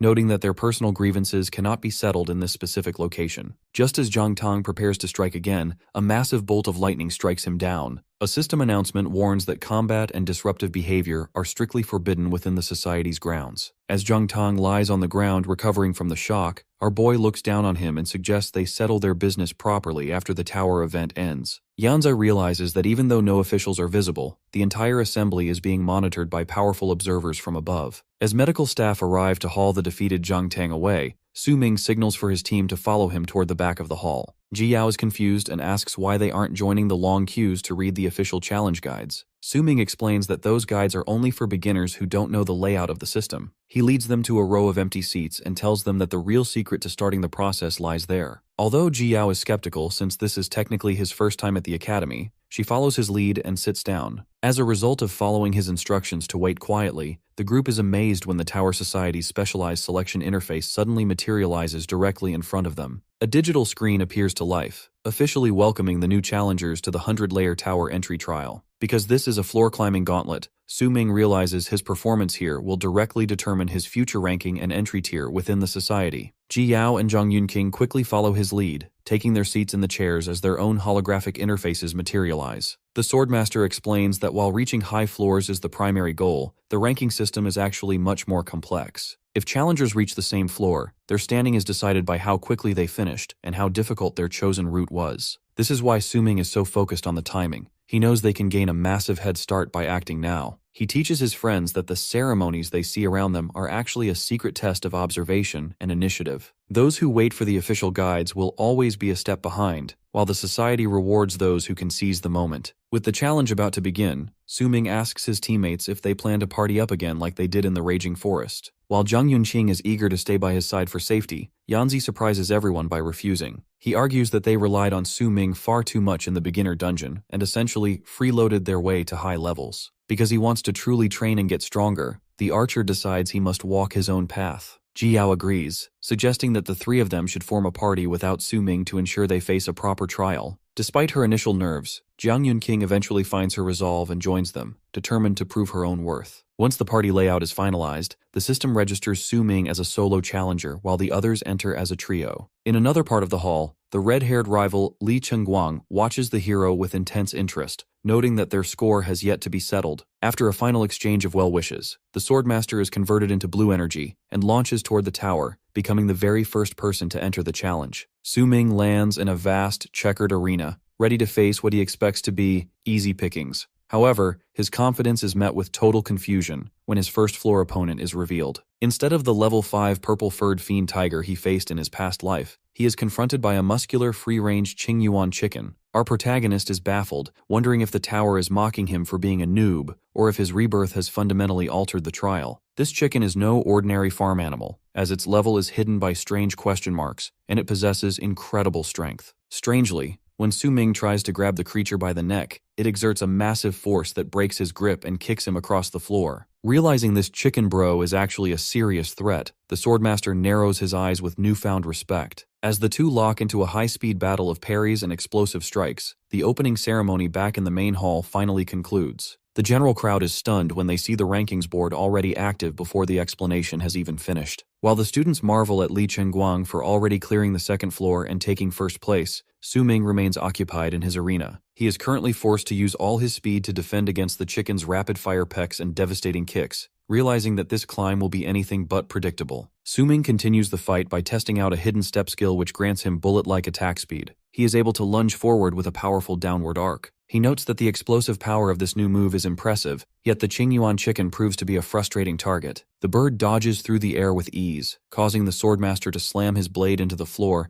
and create nothing but a shockwave of debris. As our hero engages in a high-speed clash with the creature, a collision of energy fills the area. He feels the strain of the encounter and realizes that his go-to techniques like draw, slash, and sword control are not effective in this specific situation. Since the relentless assault is dragging on, he worries that the time advantage he gained by entering the tower first is rapidly disappearing. To find a breakthrough, the swordmaster decides to deploy a legendary skill he obtained from the beginner dungeon's hidden boss. He lunges through the dark space and strikes the ground, triggering a massive attack. He waits for the perfect moment when the bird is forced to descend and activates the sword tomb technique. By plunging his sword into the tiles, he pulses red energy from the hilt to summon a blade from beneath the target. Unfortunately, as the smoke clears, the chicken appears completely unharmed and begins flapping its wings. Su Ming looks on in disbelief, frustrated that his most powerful area of effect attack failed to land. He begins to suspect that this opponent is far too strong for the first floor until a blue phantom of a chicken looms over the entire arena. As the real bird dives at him with its beak open, Su Ming has a sudden realization. Instead of relying on raw power, he performs a specialized maneuver called a drawline. He pins the chicken using a specific grip known as the chicken immobilization technique. A blinding light erupts as he successfully holds the bird, leaving it motionless and defeated. Our hero stands tall as the energy particles drift around him, noting that the creature was actually just an ordinary bird after all. The system provides a knowledge update explaining that he utilized tonic immobility, a stress-induced freezing instinct common in chickens. A notification confirms that Su Ming has cleared the first floor. He reflects on the fact that the tower was testing his intelligence, rather than just his strength, which makes this life's challenge much more interesting to him. He checks the leaderboard and notices that his rival, Li Chengguang, has already appeared and taken the top spot. While other challengers are beginning their climb, Su Ming realizes his head start is officially over. Rather than being discouraged, he is determined to reclaim first place in this tower climbing speed race, as he walks to advance to the next level. The scene shifts back to the Academy Hall where an announcer finally explains the rules of the challenge. She reveals that the seats on both sides of the hall are the actual self-login points for the tower. Given the students were distracted by the long and boring opening ceremony, they are only now realizing they could have started the climb much earlier. A wave of panic hits the crowd as students frantically dash to find a seat, feeling like they were played by the ceremony's timing. One male student watches the rankings update in real time with sweat on his face. He sees that Li Chengguang has already cleared the 6th floor and realizes the Blade Berserker must have figured out the secret of the chairs immediately. As the rankings refresh, a party led by Ji Yao appears in 3rd place, having cleared the 4th floor. The student is shocked to see how many people discovered the login points. Finally, he spots a new entry at the bottom of the list with the ID 01. This belongs to the very first person who logged in, using the name God Slayer, who has also reached the 4th floor. The student is left speechless by the rapid progress of these elite challengers. The current ranking list shows the challenger with ID 01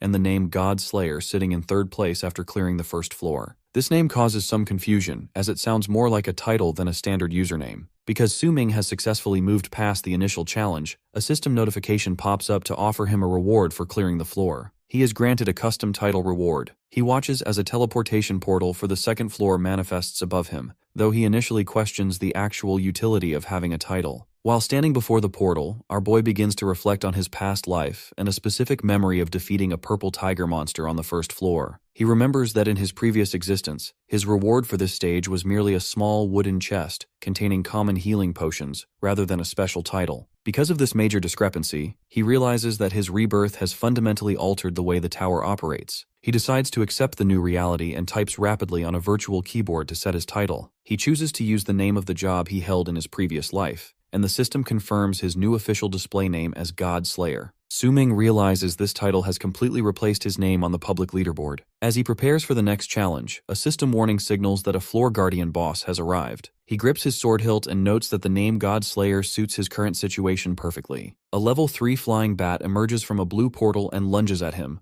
but the Swordmaster performs a high-speed dash and shreds the creature with multiple sword slashes. This victory is recorded instantly, and back in the main lobby, students stare in disbelief at the ranking board. They are shocked that Godslayer has cleared the second floor in only 1 minute. Our protagonist continues his relentless climb, reaching the third floor and plunging his sword through a level 5 troll hunter. After the system marks the kill with a red stamp, he immediately transitions to the fourth floor. He delivers a massive slash to defeat a multi-eyed beast known as a three-eyed grazer. In the lobby, the excitement grows as a bald student points out how fast the Godslayer is moving. The leaderboard updates to show that while Ji Yao's party is in second place at the 5th floor, Su-ming has pushed through to the 4th floor and is closing in on them in under 10 minutes. Looking at the top of the list, our boy sees that Li Chengguang has already broken through the 8th floor. Rather than being intimidated, the Swordmaster finds the race interesting. He decides that the time he spent struggling with the chicken on the 1st floor will serve as a handicap for his rival. He charges toward the 5th floor portal at explosive speed and encounters a 3-headed wolf called a saber-toothed Cerberus. Su-ming leaps into the air and spins with his blade, destroying the beast instantly. He refuses to slow down and continues to run. The scene shifts to Ji Yao's party, where she is coordinating her team after clearing their current floor. She manages her summons while Yanzei focuses on damage and Zhang Yunqing handles healing. Their celebration is cut short when Yanzei spots the ranking screen and yells in surprise. The girls look over and realize that Su-ming has already overtaken them, reaching the 7th floor while they are still on the 6th. On a separate floor, Li Chengguang executes a violent downward strike that sprays blood everywhere. As the system confirms he has cleared the 9th floor, the red-haired warrior notes that the monsters are finally starting to feel somewhat threatening. He looks toward a golden treasure chest at the top of a spiral staircase and checks the rankings. He realizes that whoever clears the 10th floor first will receive extra rewards. He correctly identifies Godslayer as Su-ming and feels irritated by how quickly the Swordmaster is catching up. He remains confident that he will be faster, but his eyes widen in shock when the leaderboard updates to show that Su-ming has already matched his progress on the 9th floor. Our hero walks into the arena for the 10th floor where a colossal bull-headed monster, the level 15 frenzied minotaur, awaits him. Back in the assembly lobby, more students gather to watch the screens instead of participating in their own trials. They believe it is impossible to catch up to the top two and want to see if the genius Blade Berserker or the mysterious Godslayer will be faster. Inside the arena, Su-ming spins through the air to dodge a massive strike from the Minotaur before lunging upward with a thrust to the monster's face. As the smoke clears, the Swordmaster stands calmly over the smoking body of the fallen giant. He mocks the beast for only lasting 30 seconds and notes that its poor endurance helped him maintain his speed in the race. Our boy triggers his Sword Tomb skill and unleashes a massive red blast that radiates outward and levels the entire arena. A system notification materializes to confirm the 10th floor is cleared and reveals that as the first challenger of the season to reach this milestone, he has earned a special bonus reward. The scene transitions to a medical facility where a nurse monitors a steady pulse. She is surprised when her patient begins to regain consciousness, prompting the blonde student Zhang Tang to wake up in a hospital bed. Having been knocked out for causing trouble in the lobby earlier, the nurse reports his status as stable while he looks around the room in confusion. Zhang Tang is momentarily distracted by the nurse's appearance and feels flustered, but he quickly slaps his own face to regain focus. He reminds himself that his heart belongs only to Xiaoman, and suddenly experiences a surge of panic as memories of Su-ming and the betrayal surface. Our protagonist's rival rushes to the doorway of the assembly hall, only to find the lobby completely deserted. He realizes with total despair that while he was unconscious, every other challenger with a Tower Society token has already set off to begin their climb. Zhang Tang clutches his head in a state of panic. He has been left in the dust and can no longer catch up to Su-ming's level. He feels a wave of regret for his impulsive behavior and begins to suspect that Su-ming set a trap by knowing the rules of the academy ahead of time. His panic eventually shifts into a hateful glare as he decides to use his family's connections to settle the score. He sends a message on his smartphone demanding that his family's power be used to get rid of someone, believing Su-ming forced his hand. Zhang Tang then approaches a large ranking board to check the current progress. He scans the list and sees Li Chengguang from Wuyang Academy in second place with 16 floors cleared. However, he is baffled when he looks at the very top of the board. He sees the first place spot belongs to a mysterious challenger named God Slayer, who has already cleared the 18th floor. Meanwhile, on the 19th floor, the real Su Ming is in the middle of a violent battle. He performs a downward strike against a massive crystalline monster known as the Purple Crystal Cave Beast. Our boy lands on his feet and notes that at his current level, the tower is starting to require a genuine effort. With the mechanics of the floor guardians becoming more complex, he observes that this level 20 boss buries its main body underground to shield itself with tough purple crystals. As shown in the anatomy diagrams, the beast constantly spawns small minions that possess equally hard defenses. The Swordmaster moves too fast as he slices through a horde of these minions in a single sweep. He realizes that his previous silver-grade weapon would never have been able to break through such high defenses. Luckily, he recalls the golden chest he earned for clearing the 10th floor first. Utilizing his All Things Ascend talent, he was able to upgrade that reward into a platinum chest. This resulted in him obtaining the Black Stone Cracked Fusion Sword, a high-tier weapon requiring level 18 to equip. Our protagonist explains that this new blade is a dual-type weapon. While the longsword form provides a massive slash bonus, it is too slow for dealing with large numbers of enemies. To compensate for this, he activates the Broken Blade property to split the weapon into two separate one-handed swords. Even though his individual attack power drops slightly, the 50% boost to his attack speed is a massive advantage. Combined with his Origin Sword body talent, our hero gains a full weapon bonus that allows him to utilize both speed and power simultaneously as he charges into the horde. The focus shifts to the 17th floor where a massive explosion occurs. Li Chengguang is sliding backward across the floor with a bruised face and low health bar. He is currently struggling against a level 18 giant tree demon and admits he has hit his limit. As the warrior lacks any fire-based skills, he has no effective way to counter the monster's elemental weakness while fighting solo. The demon slams a branch down to send him flying, leaving him frustrated by his lack of stat-boosting rewards. In a bitter flashback, the red-haired warrior recalls receiving only a standard silver chest for clearing 10 floors. Since he lost the speed race to Su Ming, he was forced to settle for a regular reward instead of the premium bonus.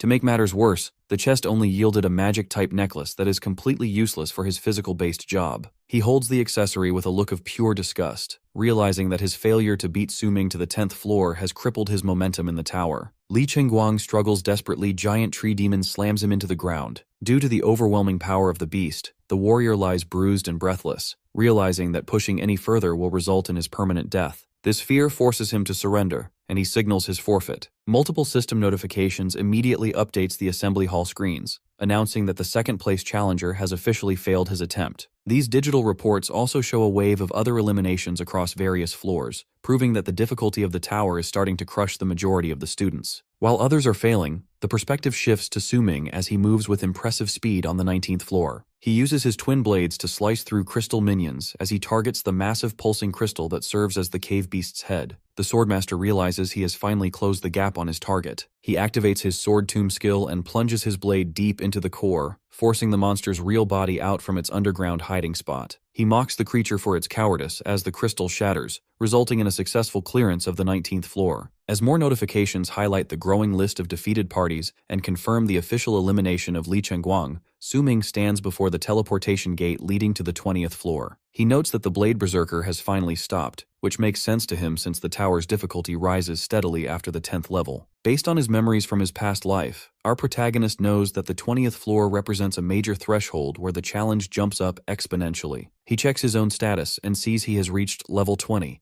acknowledging that while the 19th floor was his current limit, hitting this new level gives him the chance to finally use a legendary move from his previous life. He arrives on the 20th floor amidst thick smoke and debris, leaping into the air as the system confirms his location. He descends with his blade drawn to face the new guardian, a towering knight in armor known as the Seal Knight. The Swordmaster attempts to use his sword control skill, but the level 25 boss deflects every strike with ease and pushes him back. Even when the protagonist activates his hidden step to boost his speed, the knight continues to block the attacks with minimal effort. As the guardian is 5 levels higher than him, Su Ming finds it impossible to break through its defense. The Seal Knight counters with a massive beam of sword energy that slams into our hero and sends him flying across the arena. Su Ming struggles against the overwhelming pressure, realizing that his current gear and stats are not enough to withstand the skill attacks of such a high-level monster. He calculates his survival odds and determines that he can only tank one more hit before his health bar empties completely. He admits that even with his knowledge of the future, challenging the tower above his current level is a massive undertaking. Luckily, this struggle was actually what the Swordmaster expected from the start. He activates his Shadow Blade set skill, causing intense red energy to flow as he prepares to test the move he has been waiting for. He powers up, reflecting on the skill he was most proud of during his past life as a Godslayer. He unleashes an enormous energy slash known as the Godslayer's Strike, which consumes the entire area in a devastating explosion. Back in the assembly hall, the crowd watches the ranking board in total shock. Li Chengguang stares in disbelief while other defeated students gossip about the incredible progress of the mysterious Godslayer. While most students discuss how they were knocked out early as the monsters after the 10th floor are too difficult for regular challengers,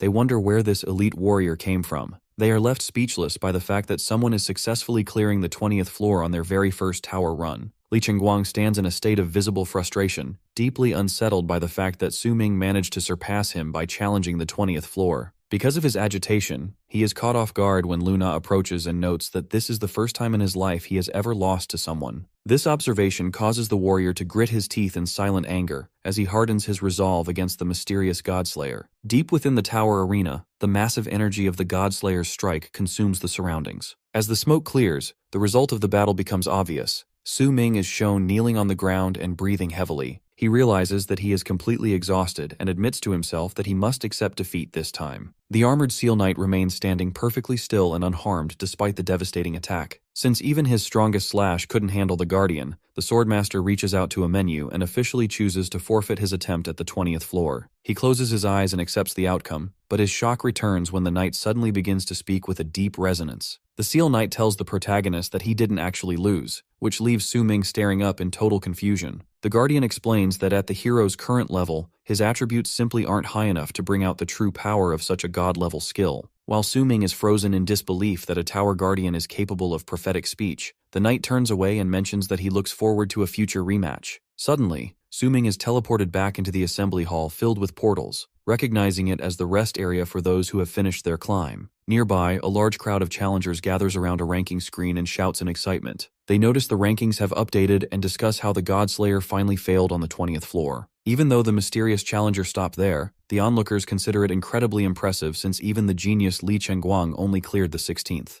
Our protagonist walks calmly through the crowd, completely unnoticed by those searching for the legendary Godslayer. He reflects on how useful his first floor title reward turned out to be, as it masked his identity and prevented him from being mobbed by gawkers. He understands that while his concealment skill only works inside dungeons, the tower's naming system provides the perfect cover. He then checks the party rankings and sees that Ji Yao and the others are currently in 3rd place on the 14th floor. He is satisfied to see their coordination has improved, and decides to head out first to begin his next phase, since they are doing well on their own. The Swordmaster walks toward a gateway where a digital menu displays various quest categories. As he has reached level 20, his second-class advancement quest has appeared. To save time, he decides to pick a hunt quest located near his advancement objective. After browsing the available D-rank options, he selects Hunt Quest D17, which tasks him with killing a Python King in the Nanli district for 10,000 Empire coins and a Platinum Skill Scroll. A notification then confirms that his Society Pass now allows him to enter the Mirage Zone. As the environment shifts into a magical landscape of giant mushrooms, Su Ming explains that the Mirage Zone is a realm connecting to the society that looks nothing like the real world. He recalls that after Awakening Day, the real world was overrun by monsters and chaos until the previous generation rebuilt order. This led to the creation of the Mirage Zone as a separate living space for beasts, keeping human society peaceful for the time being. He realizes that the Tower Trial is the literal gate for new challengers to enter this zone. He looks toward the Tower Peak and vows that in this life, he will reach the top and discover the truth behind Awakening Day that he missed in his previous existence. A system prompt asks if he wants to target the Mirage Zone, but our boy chooses to return to the real world first. Upon his exit, he receives a 10,000 coin reward for his 20th floor attempt, which is exactly the amount he needs to pay for a weapon order he placed 2 days prior. Su Ming soon arrives at a skyscraper known as the Weapon Trading Center. He remembers getting his silver-grade blade here through a gamble, but knows it is no longer enough for the challenges ahead. Since he finds the lifesteal and stat boost effects of his current sword incredibly helpful, he is unwilling to give them up easily. A flashback reveals that 2 days earlier, Ji Yao called Su Ming to invite him gear shopping with the team. He declined the offer, explaining that he was already getting his equipment ready elsewhere. While Ji Yao was talking, Su-ming was actually on his interface placing a custom order and paying a 10,000 coin deposit. He enters an elevator and heads to a secret warehouse in the underground lot where a red-haired forge master named Nahula is waiting. She asks if he has the remaining balance and presents him with a specialized weapon replica upgrade device. The swordmaster understands that his primary talent can only be used on an item once, and the result is random. To keep the specific traits of his blood-drinking sword while raising its grade, he must use this expensive device. As he holds the replica over his old blade, this transforms the silver steel into a sleek, golden inlaid weapon called the Black Edge blood-drinking sword. Nahula looks at the hero with suspicion, questioning how a freshly awakened student even found her contact info. She is amazed that he was willing to risk over 10,000 coins on a material cost, wondering why he wasn't afraid her research might fail. Su-ming simply looks back at her with a calm expression and asks who said they were strangers, which leaves Nahula questioning if her own memory is failing her. While she is confused, he secretly reflects on their deep history together in his past life. The guy remembers that in his previous timeline, Nahula eventually became a legendary artisan whose dedication to forging allowed her to overcome her modest 8-star talent. As they work together many times to create one-of-a-kind weapons, he knows her skills are beyond reproach. He realizes that the 20,000 coins he is spending now is a bargain compared to the astronomical costs of her future services. This is exactly why he chose to approach her early, taking advantage of the fact that she is currently at her poorest and most vulnerable stage. To further cement their bond, he reveals that he knows she is currently struggling to find funding for her next research project. This revelation leaves Nahula in total shock, wondering how a stranger could know her private financial struggles. Su-ming seizes the moment by offering to sponsor her with 10,000 Empire coins up front, promising to increase the investment as he clears more high-level quests. This offer of sudden hope causes Nahula's eyes to shimmer with joy, and she begins to view him as a literal angel sent to save her career. However, Su-ming adds a business-like condition to the deal. He explains that in exchange for his sponsorship, she must provide him with a 30% discount on all future crafting prices. Nahula eagerly agrees with a thumbs up, officially sealing their long-term partnership. The scene transitions to the Mirage Zone's wilderness area, a vibrant forest where the trees and flora are far larger than anything found on Blue Star. In the Sichuan forest, the local wildlife is shown to be dangerous as a predatory plant attempts to snap up a small lizard. Our protagonist arrives through a blue portal and stands on a fallen trunk, noting that the scale of this environment far exceeds the beginner dungeon. Due to the scent of blood lingering in the air, he realizes his target is nearby. He consults his system for Hunt Quest D17, which tasks him with killing the Python King that has already devoured several Tower Society members. As the monster is estimated to be around level 25 and is located to the south, he prepares for a difficult hunt. Looking up at the massive canopy, he finds it difficult to scout the area as the trees are too tall to climb easily. This leads him to wonder if he can mimic the legendary sword-flying techniques of a true swordmaster. Even though his job is technically different, he hopes his sword control skill might allow him to ride his blade through the air. Unfortunately, his first attempt ends in failure as the blade wobbles under his weight and sends him falling face first into the grass. He realizes that standing on a moving weapon is a specialized class ability he doesn't possess, but the fall gives him a creative new idea. Instead of trying to stand on the sword, the boy leaps into the air and activates his control skill while gripping the hilt tightly. Since he uses the weapon's autonomous momentum to pull him upward, he is able to soar through the leaves and reach the top of the forest canopy. From this high vantage point, he finally gains a clear view of the landscape and spots activity toward the south. Meanwhile, a group of 3 suspicious individuals gathers near a river entrance. This team is tracking Su-ming's movements. A blonde-haired man explains that as the hero accepted a solo hunt quest without a party, his name was incredibly easy to find on the public quest board. The woman mocks our boy for having the nerve to enter such a dangerous zone alone, while the man in the blue cloak dismisses him as a clueless newbie who will likely be killed by the monsters before they even reach him.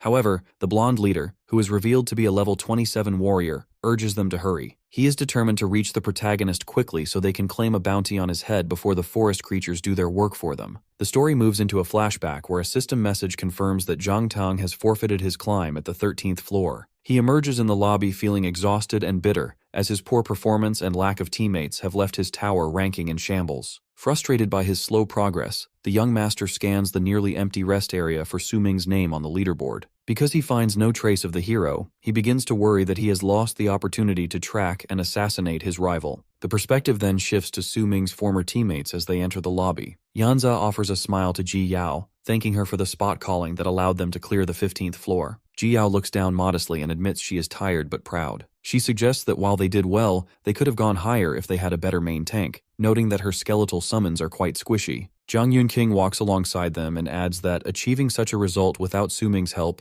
is already an amazing feat. Jang Tang watches the trio from the shadows nearby with his eyes narrowing in envy. He is furious that students from his own academy secured better results than him. Jang Yun-king notes that they have spent a long time in the tower and urges the group to hurry toward the next phase of quests. When she wonders aloud how far Su-ming has gotten, Ji Yao reveals she contacted him and found out he has already accepted a solo hunt quest and headed out. This news surprises Yun-king, but Ji Yao explains that the boy has always been a lone wolf. The three friends decide to keep running as a party so they don't fall too far behind him. Seeing them leave, Zhang Tang pulls out his smartphone with a sinister smile. He realizes he finally has a lead, assuming that if the hero is working alone, he must be on a low-level quest. He quickly sends a text message to his associates, ordering them to track and kill the boy. The story transitions back to the present in the southern zone of the D-17 Hunt Quest area. The landscape is a dense, overgrown forest filled with ruined wooden shacks and broken bridges. Su-ming walks through the moss-covered wreckage of a village and observes that the area went through serious destruction quite some time ago. He stops in front of a pile of wooden planks and realizes he is looking at the corpses of villagers from a beastman settlement. Our protagonist notices a bubbling green liquid covering the bodies and concludes that the corrosive fluid is what killed them. Due to the rotting stench, he identifies the substance as snake venom. He scans the area and senses that his target must be nearby as a strong scent of blood mixes with the air. He looks toward a decaying house deeper in the woods and decides to push further in. Our guy eventually finds a massive pile of green, viscous slime swarming with flies. He is forced to clench his nose as the smell is so overpowering. He stares at the slime with disgust, realizing that the sheer volume of the discharge indicates that the Python King is even larger than he expected. Suddenly, a rustling sound from a nearby tree catches his attention. He turns sharply and notices a black silhouette with pointed ears hiding behind some tall grass and flowers. A small girl with cat ears and a tail lunges out, trembling with fear and holding her hands up like claws. She screams for him not to come any closer, trying to look intimidating despite the tears in her eyes by claiming her claws are sharp. Su-ming stares at her blankly for a long moment before casually remarking that she just looks like a pet. This insult turns the girl's face red with anger. She screams that she isn't a pet and asks if he is another attacker come to destroy her home. A character sheet appears over the girl, identifying her as Leah,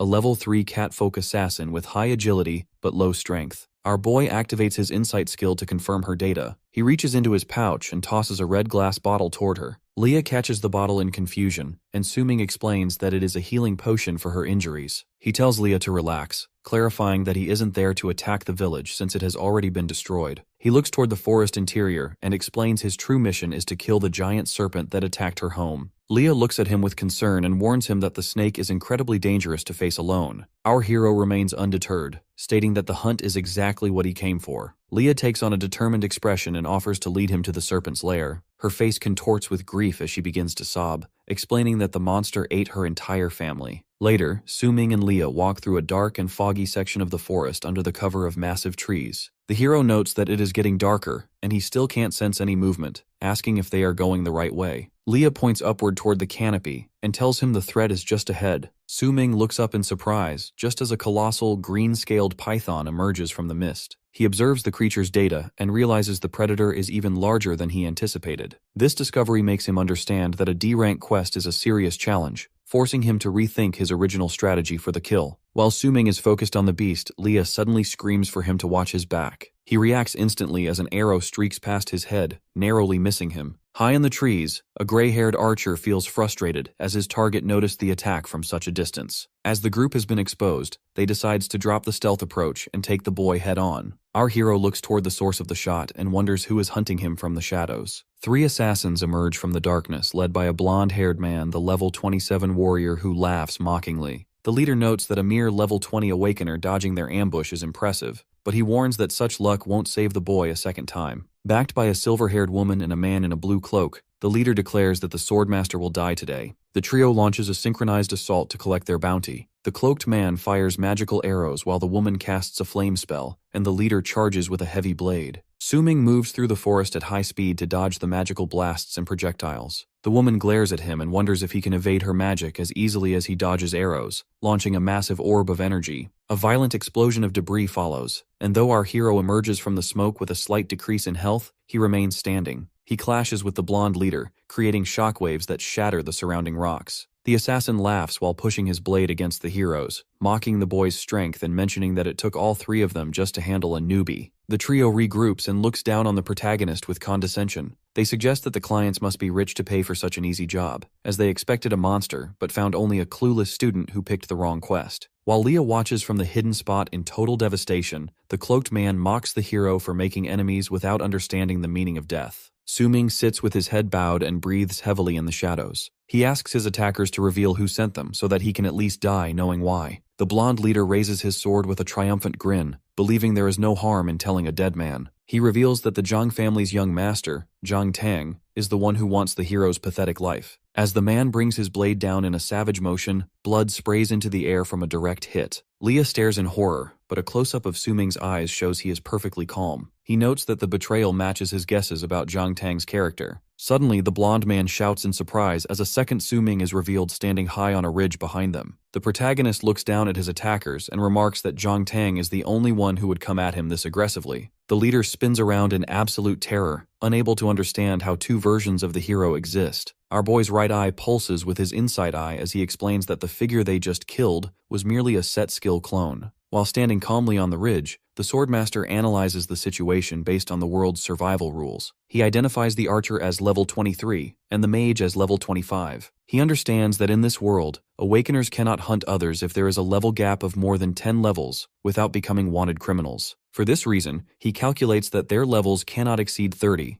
identifying the level 27 swordsman as the primary threat. Su-ming decides to target the weakest link first. He vanishes and reappears instantly behind the man in the blue cloak. He holds a blade to the hostage's throat and tells the others not to do anything stupid. He smiles darkly and points out that fatal spots like the throat don't care about HP bars. The silver-haired woman yells in fury, calling him a despicable bastard. The swordmaster remains unfazed, reminding her that they were the ones who tried to snipe him from behind first. The blonde leader glares at him with a mocking grin, assuming a recently awakened brat wouldn't have the nerve to actually kill a person. He suggests that a first kill never feels great and expects the boy to hesitate. Su-ming offers a cold and unnerving smile in response. In a sudden flash of motion, he slashes the mage's throat, sending blood spraying across the forest. He calmly declares that he is actually in a pretty good mood. The silver-haired mage and her blonde companion stare in horror, frozen by the fact that Su-ming didn't even blink during the execution. Our hero mocks their professionalism, laughing because their attempt to hunt him confirms they are under level 30, making them little more than glorified beginners in his eyes. As the blonde warrior begins to sweat under the pressure, Su-ming reveals that the souls he claimed in his past life are countless, projecting a raw killing intent so terrifying that even the hidden catfolk girl, Leah, trembles in fear. Suddenly, our boy moves with a burst of speed and strikes the mage's hand. As he hit a non-fatal spot, the spray of blood and the mage's scream of agony only count as standard HP damage. Su-ming stands stoically while his opponent clutches her bleeding limb, explaining that even though her level is higher, she lacks the speed to outrun his attacks. He immediately follows up with a violent upward strike called a ring blade smash. This impact is so powerful that it launches the blonde warrior high into the air. Our protagonist watches his enemy fly with a confident smile, noting that while the swordsman is 7 levels higher and built for strength, their agility stats have finally equalized. To close the distance, the swordmaster activates his divine step skill. He instantly reappears beside the warrior to strike again,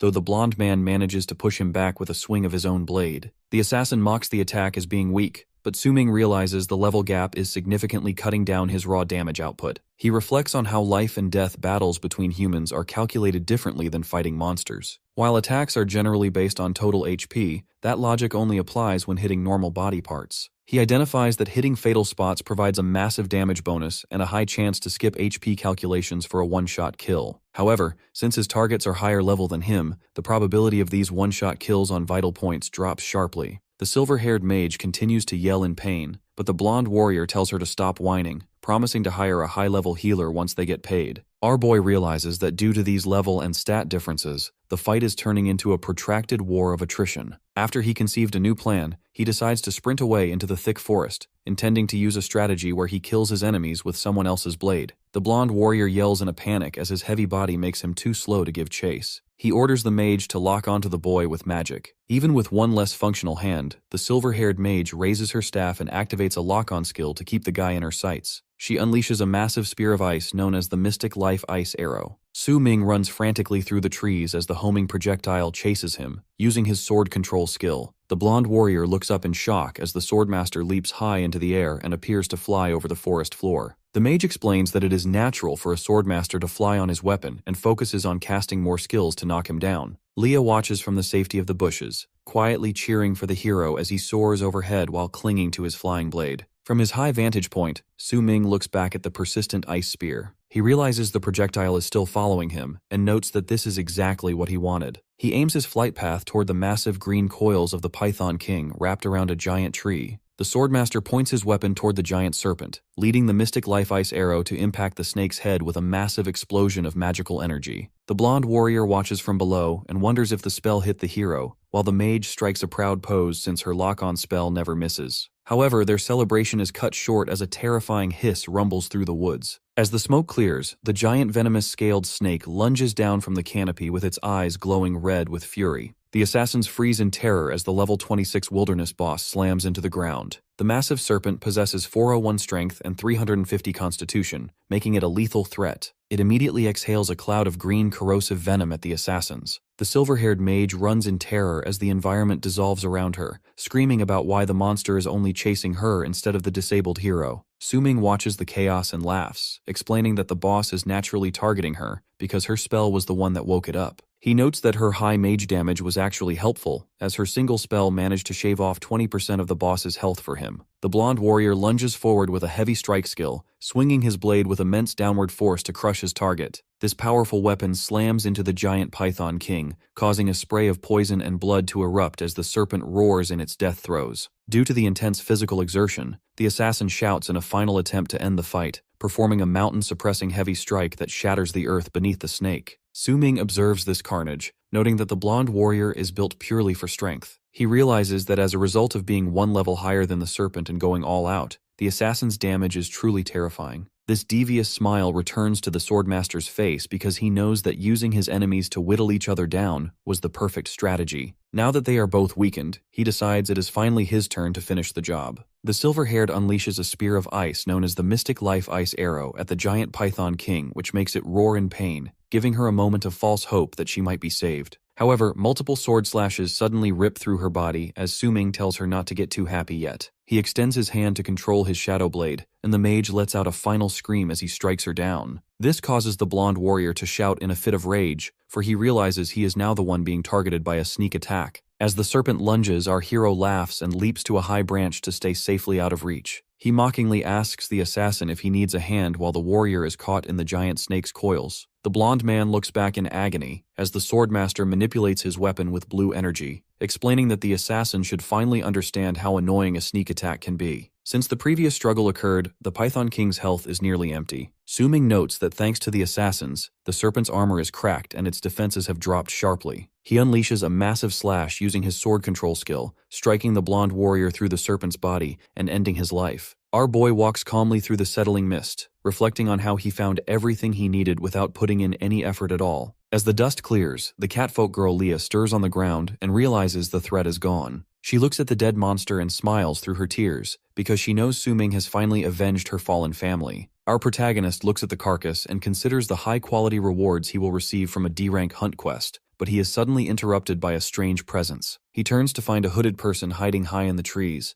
a man who warns the swordmaster to worry about his own safety. Su Ming is caught off guard as the stranger reveals a sinister grin, claiming that the hero has already walked into a trap. Suddenly, our boy realizes his body is paralyzed, and he is unable to move. He struggles to stay upright, frantically trying to figure out when he was hit, since he already executed the assassins and avoided the snake's venom. The hooded man lands nearby while holding a golden artifact. He mocks the hero with a proverb about predators being unaware of the threat behind them, feeling lucky to have stumbled upon such a profitable situation. This stranger, an elite awakener named Ding Pan, admits he didn't expect to find people brawling in the wild, but decides it would be a waste not to claim them all as his spoils. He looks at our hero with absolute contempt, laughing at the idea that a level 21 newcomer would be worth a high-priced hit. Our boy activates his insight eye to scan the man, confirming that his enemy is a level 27 disguiser. He realizes that Zhang Tang wasn't smart enough to hire extra backup, and that this new threat is simply an opportunistic predator. Ding Pan prepares to use a critical slash to end the hero's life quickly, confident in his victory. However, Su-ming focuses on the man's skill list and correctly identifies the phantom paralysis induction. He calmly asks if the mist was the medium used for the attack, which causes the hooded man to freeze in total shock as he wonders how a mere student could have figured out his secret. Su-ming laughs at his opponent, claiming that the paralysis is nearly over. This sends Ding Pan into a panicked sweat as he checks his system and wonders how the guy is already moving with over a minute left on the timer. Ding Pan regains his ego and explains that his poison skill builds slowly to deliver a massive 2-minute payoff. Our hero secretly enjoys baiting the idiot into explaining his own ability, though he realizes that surviving 2 minutes of immobility is a genuine challenge he must now solve. Ding Pan has a sudden realization and points at the hero, accusing him of bluffing since he doesn't actually know the true duration of the skill. Su-ming admits to himself that the assassin is right, but this only hardens his resolve to find another way out. He quickly scans the man's skill list, noting that for a level 27 elite, Ding Pan has a pathetic lack of active damage skills. Our protagonist mocks the man for being a specialist who only has one finisher, pointing out that the assassin is clearly nervous, given he won't stand a chance once the paralysis breaks. The hooded man shouts back in a rage, arguing that his raw stats are more than enough to crush a level 21 rookie even without active skills. Su-ming continues to taunt him, suggesting they wait for the timer to end so they can fight fairly. This causes the assassin to panic even more, questioning why he should listen to his target at all. Our boy observes that the man is visibly shaking with fear, proving that he is terrified of a freshly awakened student. Su-ming looks up with a bored expression, telling the man that their upcoming fight will prove who is truly superior. Suddenly, the catgirl Leah lunges from the trees. She is determined to protect the person who avenged her village and strikes down at Ding Pan with all her might. The impact throws the assassin across the clearing, leaving him sitting up in a panic. He wonders how anyone could still be moving in his poison fog and eventually realizes the attacker is a local beast-kin from the Mirage. He looks at the level 3 girl with contempt, lunging at her with his weapon out of insult that such a weak creature would dare to intervene. As Ding Pan swings his blade down toward the cowering girl, Su-ming suddenly breaks free from the paralysis with a loud shout. He moves like a shadow and unleashes a series of violent sword slashes that overwhelm the assassin instantly. The swordmaster stands over his defeated opponent with a blade at the man's throat, coldly declaring that the one who is actually dying is the assassin. After the man falls, our hero looks over the loot and notes that such a weak fighter surprisingly carried a lot of valuable items. Leah looks up at her savior with wide, curious eyes and lets out a soft sound. Su-ming responds gently, telling her not to be afraid now that the attacker is unconscious and can no longer hurt them. He glances at a wounded female assassin nearby but decides to leave her alone due to his rule of never killing women. He checks his status screen and decides it is time to leave this area to finish his second-class advancement quest now that he has picked the battlefield clean. Leah reaches out with tears in her eyes and begs the hero to take her with him. With her home gone and her view of him as a good person, she asks to become his student so she doesn't have to be alone. Su-ming initially refuses, but he pauses as he realizes she actually saved his life by providing the distraction he needed. He tosses a platinum-grade skill scroll called Blood Surge Stab toward her, catching her by surprise. He sternly explains that she is currently too weak and would only hold him back, but he encourages her to train hard in the forest using the new skill. He promises that they will meet again and hopes that by then, she will have become a powerful assassin. Leah is filled with gratitude and vows not to let her new master down. As Su-ming walks away into the distance, he reflects on their future meeting. Shortly after, a notification reveals that he has consumed a rare Millennium Purple Vein Ganoderma dropped by the Wilderness boss. This results in a massive increase to all his primary attributes, including luck. The system then confirms that he has completed his third advancement quest, promoting him to the rank of Sword King and providing a 10% boost to all his stats. Among his new spoils, he also finds a diary belonging to the fallen Ding Pan. The scene shifts to the Southwest Quest Hall in the Mirage Zone, where groups of students are arguing about their recent missions. One student leaves his party in disgust, blaming his teammates for almost getting him killed, while others complain that low-rank quests are a waste of time. Su-ming walks through the crowded hall with an indifferent look,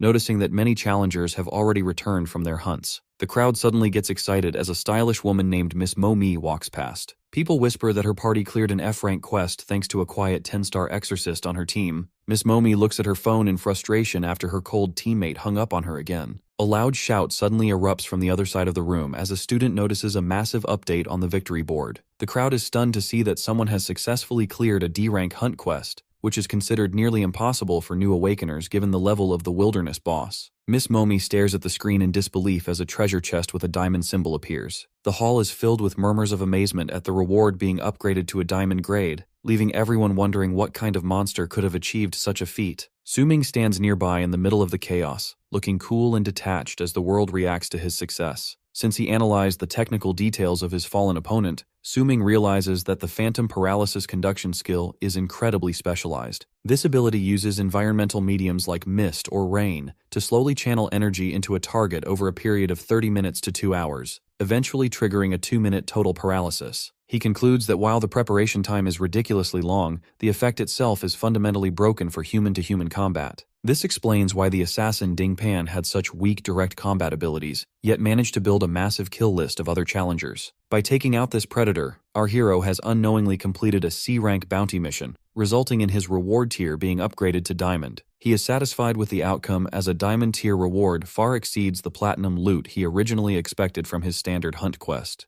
However, as he returns to the Southwest Quest Hall, his success causes a massive disturbance. Onlookers are stunned to see a level 21 student achieving a Diamond rating, with many skeptically claiming that he must have cheated or pulled strings behind the scenes. Our protagonist finds the sudden attention and crowding repulsive, noting that the scrutiny makes his skin crawl. While some challengers argue that the official oversight is too strict for cheating, others remain frustrated and demand an explanation for his impossible score. To defuse the situation and protect his secrets, Su-ming decides to use his knowledge from his past life to bluff the crowd. He stops and calmly addresses the group, claiming there was no cheating involved. He suggests that the method for boosting a rating is actually simple. One just needs to pick a high-level solo quest and then ride the progress of a much larger, high-level party. He explains that by tagging along with a 100-man team clearing a major target, a solo player can trick the system into providing a high rating score even if their actual reward payout is small. Given that this explanation makes him look like a cowardly min-maxer who only cares about stats, the crowd immediately loses interest and begins to mock him. Su-ming is perfectly fine with being seen as a loser, as it allows him to slip away while the onlookers laugh at his supposed cowardice. As he departs, the stylish Miss Mo-mi watches him with deep suspicion. She recognizes the name he mentioned as a fake and realizes he is lying to protect himself. She chases him into a forest area and aggressively confronts him, shouting that she knows he actually cleared the quest through his own strength. Desperate for the truth, she offers him 100,000 Empire coins for the real information. Our hero remains completely indifferent and turns down the money without hesitation. He explains that as they are strangers, he won't take her cash for nothing, and suggests that wealthy people shouldn't throw their money around so carelessly. This refusal leaves Mome in shock, but she smiles to herself as she watches him vanish into the distance, noting that his hidden strength and personality remind her of an elite player named Bai Yi. The scene transitions to the real world later that night, where Su-ming returns to his quiet dorm room. He decides that staying on campus is his best strategy since most other Awakeners have already moved out, making it the last place Jiang Tang would expect to find him after the hitmen were killed. While checking his smartphone, he sees a lively group chat from his former teammates. The group is celebrating their successful clearing of a G-rank hunt quest. Our boy looks at their messages with a somber expression, feeling that his reclusive and loner personality is causing him to waste Ji Yao's consistent kindness. Suddenly, a private message arrives from Jiang Yunqing. She explains that her father, the chairman of the Jiang group, insists on giving him a gift for saving her life in the dungeon. A loading bar appears on his screen and reveals he has acquired a golden sword. Although the system identifies the weapon as being more flashy than practical, Su-ming is thrilled by its monetary value. He calculates that by selling the sword and combining the proceeds with his recent bounty money, he can send a massive wave of funding to the Forge Master Nahula. Even after supporting her research, he realizes he will still have 200,000 Empire coins left over. He sits on his bed feeling satisfied, noting that while the gift from the wealthy family lacks utility, its resale value is exactly what he needs to fuel his future growth.